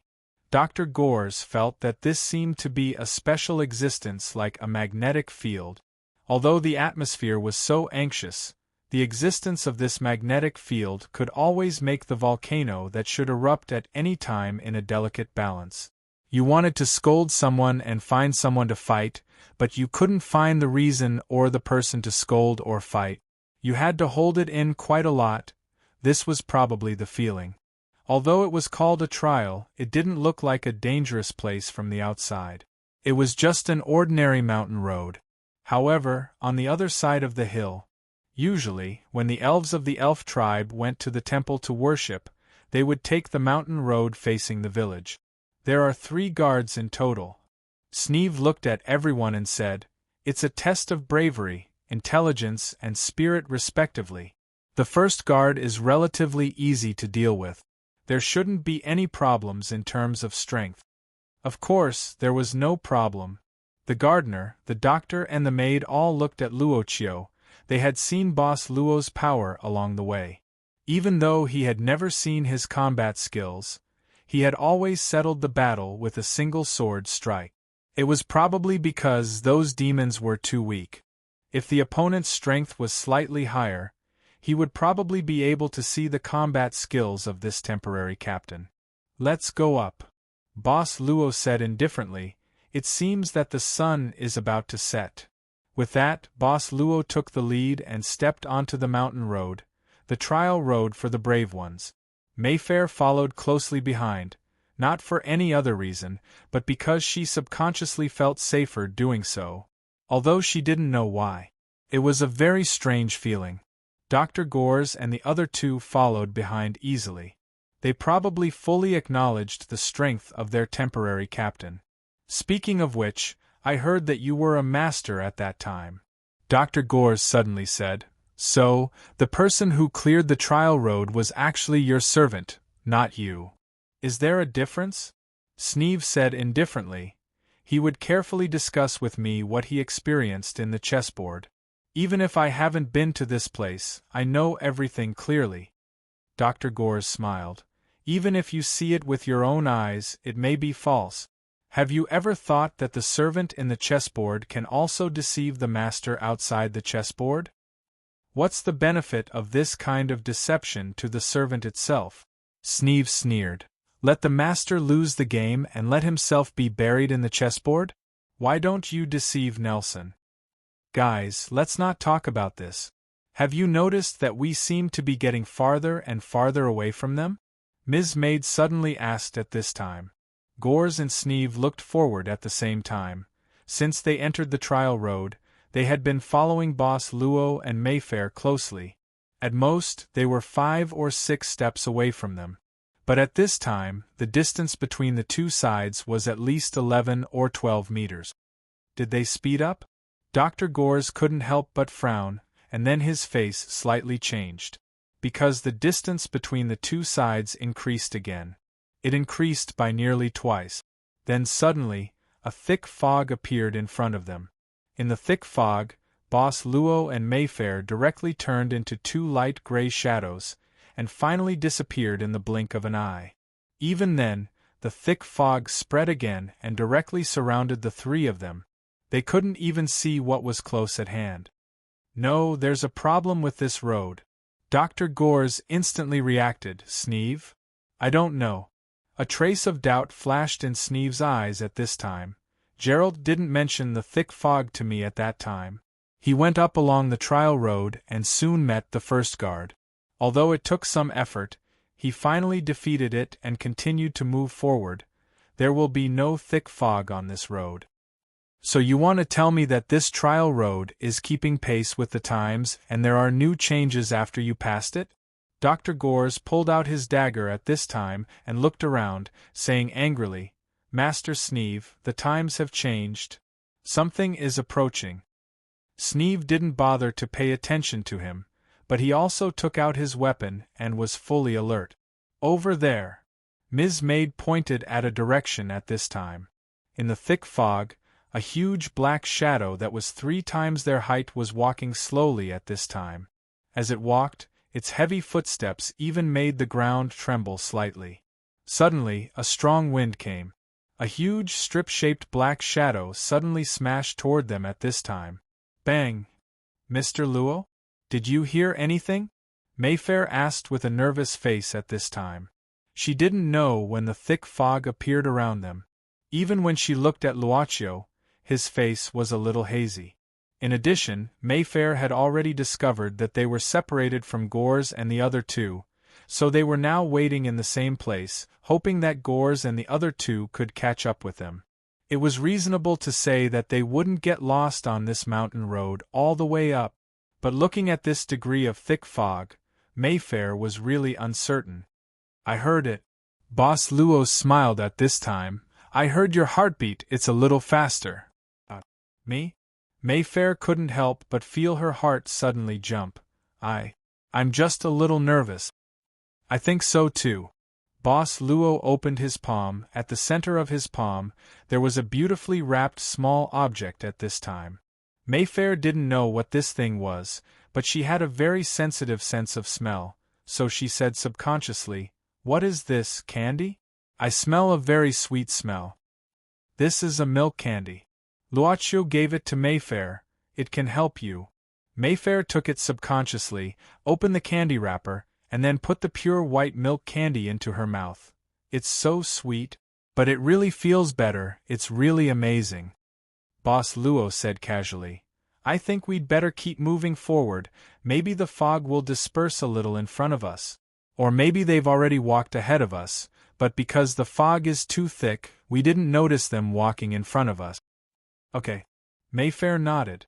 At this time, the sweet taste melted in her mouth, bit by bit into her heart. It was a taste she had never tasted before. She suddenly couldn't bear to throw away the candy wrapper, so she carefully folded it and then stuffed it into her collar. But this action couldn't be hidden. Mayfair said casually, "This candy wrapper is also very beautiful, the picture on it is too exquisite, I want to keep it as a souvenir." "Then these are for you." Boss Luo smiled casually, turned his hand again. This time, it was a big bag of milk candy, white rabbit creamy candies. All for me?" Mayfair was shocked. This kind of candy must be very expensive. Even the candies offered to the gods in the tribe can't be better than this. "This is very common where we come from." Boss Luo smiled and said, "Anyone can buy it easily, it's not something expensive." Mayfair shook her head, but it seemed that she really couldn't bear to part with the sweet taste, so she reached out and took one out. "I think this is enough." "Well, why don't you take more, just one?" Luocchio asked curiously.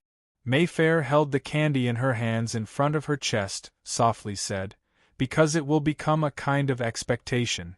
Because if there is only one left, I won't bear to eat it and will cherish it, but also because there is one more.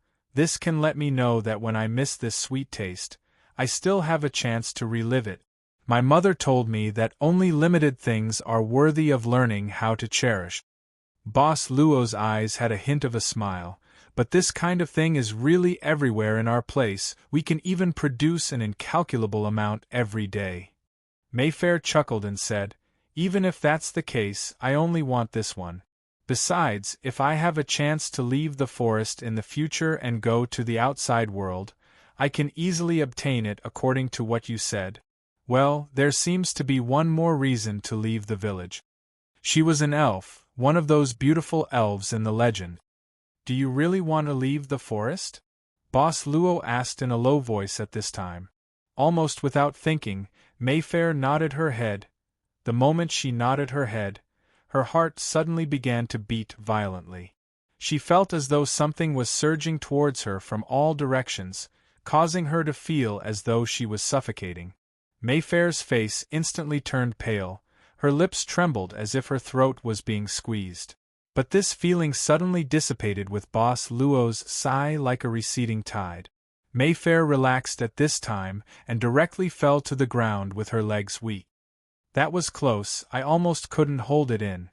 Boss Luo sighed softly again, thinking of Mayfair, and stretched out his hand. "Are you okay?" "Just now." "What happened just now?" Mayfair turned around at this time. She didn't hear Boss Luo's first sentence clearly, she only heard the latter sentence. She shook her head and said, "Nothing, I just suddenly felt a little scared."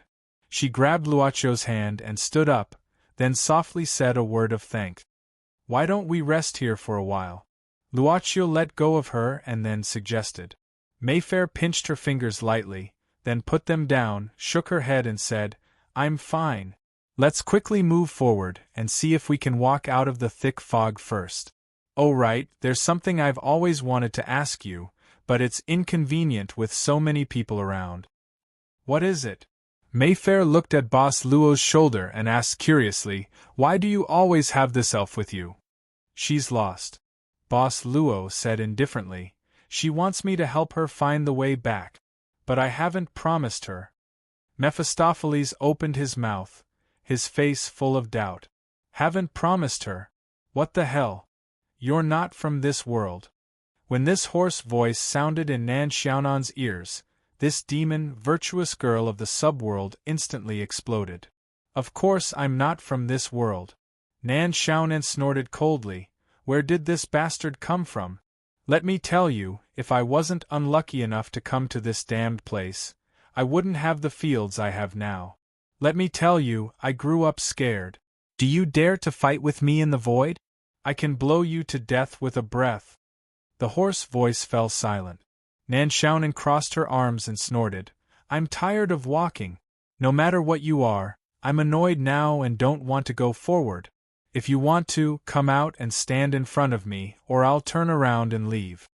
The hoarse voice still remained silent.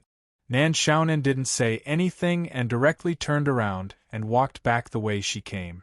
She even quickened her pace. "Wait." That hoarse voice finally rang out again after Nan Xiaonan had taken a few dozen steps. "I'm trapped here and I can't move. But if you really want to leave, just leave. I won't keep you." "Coward!" Nan Xiaonan despised it in her heart and stopped as if she had won. She raised her chin and said, "Tell me your name first. I'm not used to talking to people without names." "Name?" The voice slowly sounded. "It's been too long. I can't remember my name. The one pressing me is a rock. You can call me Big Rock." "Big Rock?" Nan Xiaonan frowned. "How did you get trapped here? Are you also a servant? Because you lost the brave game, so you got trapped in the chessboard?" "Chessboard?" That hoarse voice. Big Stone suddenly laughed wildly. "You actually call this a chessboard? It's really funny." "Is it so funny?" Nan Xiaonan snorted. Big Stone suddenly stopped laughing. "Let me ask you, do you want to get this chessboard?" Chapter 1794. Do you want to get this chessboard? Nan Xiaonan didn't even need to think before she came up with the answer, yes. At present, she was not good at doing anything. She had not made any progress in deconstructing the rules of the subworld. She had great skills, but now she only had a few tricks. Even she despised herself. Therefore, she was really in need of some powerful tools or secret treasures to put up a front. Otherwise, it would be too shameful if her acquaintances knew about it. "You want me to open your seal and let you go?" She knew clearly what this guy called Big Stone was thinking. Her tone was more or less disdainful. "The sealed one inside, don't you think your method of seduction is too simple? Simple things are good." Big Stone's voice sounded again. "We are born simple. Eating, drinking, and sleeping are all instincts." Nan Xiaonan thought for a while and said, "Tell me how to get the chessboard first. Then you can leave here."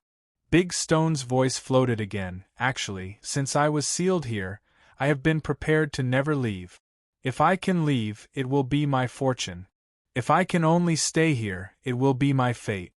Nan Xiaonan picked her nails and said indifferently, "If you want me to do something, you should at least give me some guarantee, or even a deposit. Don't you know that? You said that you were prepared to never leave. Why did you put these slate fragments outside to lead people to find this place? Although I don't know what method you used to place the tablet fragments outside, but thinking about it, it's your misfortune that you can't leave, and it's your fate that you can only stay here. Isn't that right?" What a sharp-tongued girl. "I can do anything. Forget it." Big Stone's voice was not angry. Instead, there was a hint of laughter in it. "Let me ask you, do you know the nature of this place?" Nan Xiaonan tucked her hair behind her ear and thought for a while, saying, "Normally, when I entered this chessboard, I would think that this world is a fantasy space created by the chessboard. Maybe those who entered this place before all thought it through. In fact, this is probably a fragment world of a certain world." "You are quite knowledgeable." Big Stone's voice slowed down. After a while, he said, "It seems that you are not from this world. You are not even from the world outside the chessboard." Nan Xiaonan narrowed her eyes. "You really know about the void? Are you a void explorer who was lost here?" Nan Xiaonan's idea was not baseless. She herself was the best proof. You see, because she did not do divination when she went out, she encountered a strong spatial fluctuation when she was walking and then got sucked into this subworld. If such an unlucky thing could happen, what else could not happen?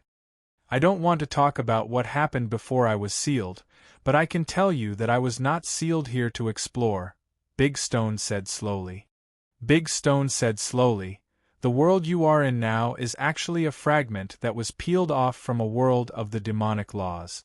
It was then put into this chessboard, and finally evolved into what you see now." Nan Xiaonan listened attentively, and her brain quickly analyzed the situation. "However, the guy who has it now can only barely use a small part of its functions," Big Stone said with a hint of disdain. Nan Xiaonan could not help but frown. She said, "No, logically speaking, the chessboard has been in the hands of the current owner for a long time. His name is Wally. So, normally, if you want to leave here, you should have contacted him long ago, right?" "Wally?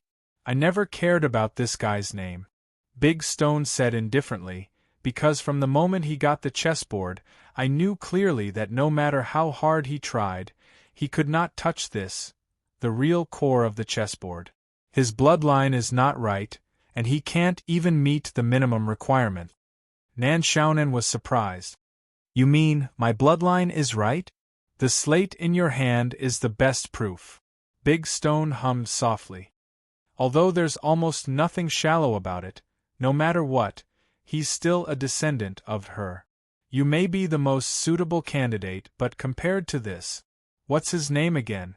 Forget it, it doesn't matter. Anyway, compared to him, you are naturally thousands of times more suitable." Nan Xiaonan was speechless. Whose descendant could she be? Her original subworld had been broken long ago, and no trace of it was left. As the creature who finally broke through the shackles of her original world, she had cut off all the connections and achieved immortality. As for whose descendant she was, it was probably the body she was in now. In fact, she had already merged with the former Nan Xiaonan, and there was no distinction between them. But she suddenly shook her head. "After saying so much, you still haven't got to the point. I don't care about the background, but I haven't seen any benefits from you until now. That's the truth." "Don't worry," Big Stone laughed. "Haven't you already gotten the benefits?" "I got it." Nan Xiaonan opened her mouth, and then raised the slate fragment in her hand in astonishment. "You mean, this slate fragment? Haven't you found that with this slate fragment, you can move freely here and resist the restrictions to a limited extent?" "What is this slate?" Nan Xiaonan asked seriously. "You can think of it as the spirit of the chessboard, its will," Big Stone said slowly. "As you can see, it has been broken, so it can't coordinate with the chessboard. What you need to do now is to collect the other fragments and make it whole again." Nan Xiaonan said indifferently, "This place is neither big nor small. How do you want me to find it?" "I'll teach you the way to sense them," Big Stone said in a deep voice. "Listen carefully, I'll only say it once." Nan Xiaonan said, "In fact, I've always wanted to complain about this kind of I'll only say it once. What if I can't remember it or remember it wrongly? Don't you think you're courting death? Will you die if you say it one more time?" "Listen carefully." Big Stone was silent for a while, and then continued, "I'll say it until you remember it. Go ahead." Nan Xiaonan sat down and picked her ears. "Actually, I have a good memory. Once again, they felt the benefits of hugging someone powerful, and they missed it so much. In the thick fog of the trial road, Dr. Gores glanced at his left arm. How did he lose it? His arm was completely hanging down, and he was glad that his arm was not broken directly. But at this time did not allow him to connect the arm bones. The first guard on the road of trial was a bull-headed monster that was almost 6 meters tall and was holding a huge wooden club. Dr. Girth had tried to cut the skin of this bull-headed monster. With his current weapons and strength, it was difficult for him to cut open the skin of this bull-headed monster. On the other hand, if the Minotaur's wooden club came into contact with him, it would be enough to shatter him into pieces. Snakel, did your servant really break through this trial path that year, and he wasn't the one who was defeated? Gerald's swordsmanship is very good, Mr. Sneeve said coldly. He said that although the battle was quite fierce, it was definitely not one-sided. I can only say that you can't do it. If you can do it, why don't you do it? Dr. Gores stared at Sneeve, who was more embarrassed than him. Is this a monster that can be defeated by a simple swordsmanship? You two, now is not the time to quarrel. Tina had no choice but to stop the unpleasantness between the two of them. She quickly asked, Mr. Snakel, since your servant really defeated this guard back then, did he mention how he did it? Or did he mention the weakness of this Minotaur guard? He didn't say in detail, Mr. Snaff quickly recalled, but he did mention that in the end, he pierced the Minotaur guard's heart from behind with his sword. Behind? Dr. Gores frowned and said, the muscles and skin of the back should be thicker, right? But at this time, Miss Maid suddenly jumped up. Her profession's advantage was that she was quite agile. Her attack power was really not good, but her speed was amazing. She nimbly climbed on the bull-headed monster's body, and then moved to the back of the bull-headed monster. She grabbed the hair of the bull-headed monster's neck with one hand, and her whole body was attached to the bull-headed monster's back. This suddenly angered the bull-headed monster with thick flesh and divine power, and the huge wooden stick in its hand even made a strong whirlwind. It seems that there is an old wound here. At this time, Tina screamed, and at the same time, she directly inserted the sharp blade in her hand into the bull-headed monster's back. In an instant, the bull-headed monster screamed miserably. It instantly became violent, crazily attacking everything around it, and even threw Tina out. Seeing this, Dr. Gores gritted his teeth and rushed to the bull-headed monster. His eyes suddenly became sharp, and directly penetrated the whirlwind of the bull-headed monster's wooden stick, and went to its back. Then he jumped up, and kicked the hilt of the sharp blade that was inserted into the bull-headed monster's back. The sharp blade instantly penetrated deeper into the bull-headed monster's back. At this time, the bull-headed monster's body stiffened, and then fell forward. It groaned in pain, and finally stopped moving after a while. Tina climbed up from the ground at this time, and walked to Dr. Gores's side, but she saw that the doctor was busy reconnecting her left arm. His face didn't change, and only a cracking sound was heard. The displaced bone seemed to have been corrected. That was close. Dr. Gores swung his arm at this time. Without this old wound, I guess we can only run away. Sneeve, this time I really want to thank your servant. But at this moment, Mr. Snaff had come to the side of the Minotaur guard, holding the deadly blade firmly, not saying a word. Sneeve. Dr. Gores frowned, and immediately thought of something. Wait, this old wound was caused by your servant. Is this the same bull-headed monster? Tina was stunned. Is there a problem? Maybe Mr. Sneeve's servant just pierced the bull-headed monster, but it didn't really die, but was seriously injured and in a coma? Not this. Dr. Gores frowned and said, Did you forget what Mayfair said before? She said that every day is the same. Every day is repeated, and when she wakes up, she will return to her original appearance. If this is the case, this bull-headed monster will also return to its original state. There shouldn't be this old wound on its back. You mean? Tina opened her mouth. That elf is lying? There is another possibility, Mr. Sneeve said calmly at this time. Mayfair didn't lie. The wound on the bull-headed monster's back is a wound that will still exist even if it returns to its original state. It was caused earlier. Perhaps it was caused by someone who challenged the road of trial earlier. My servant, Gerald, also found this old wound and pierced it with his sword. And this possibility is even more credible. Have you forgotten the hint of the mission given by chessboard? Find out the reason why Mayfair repeats every day.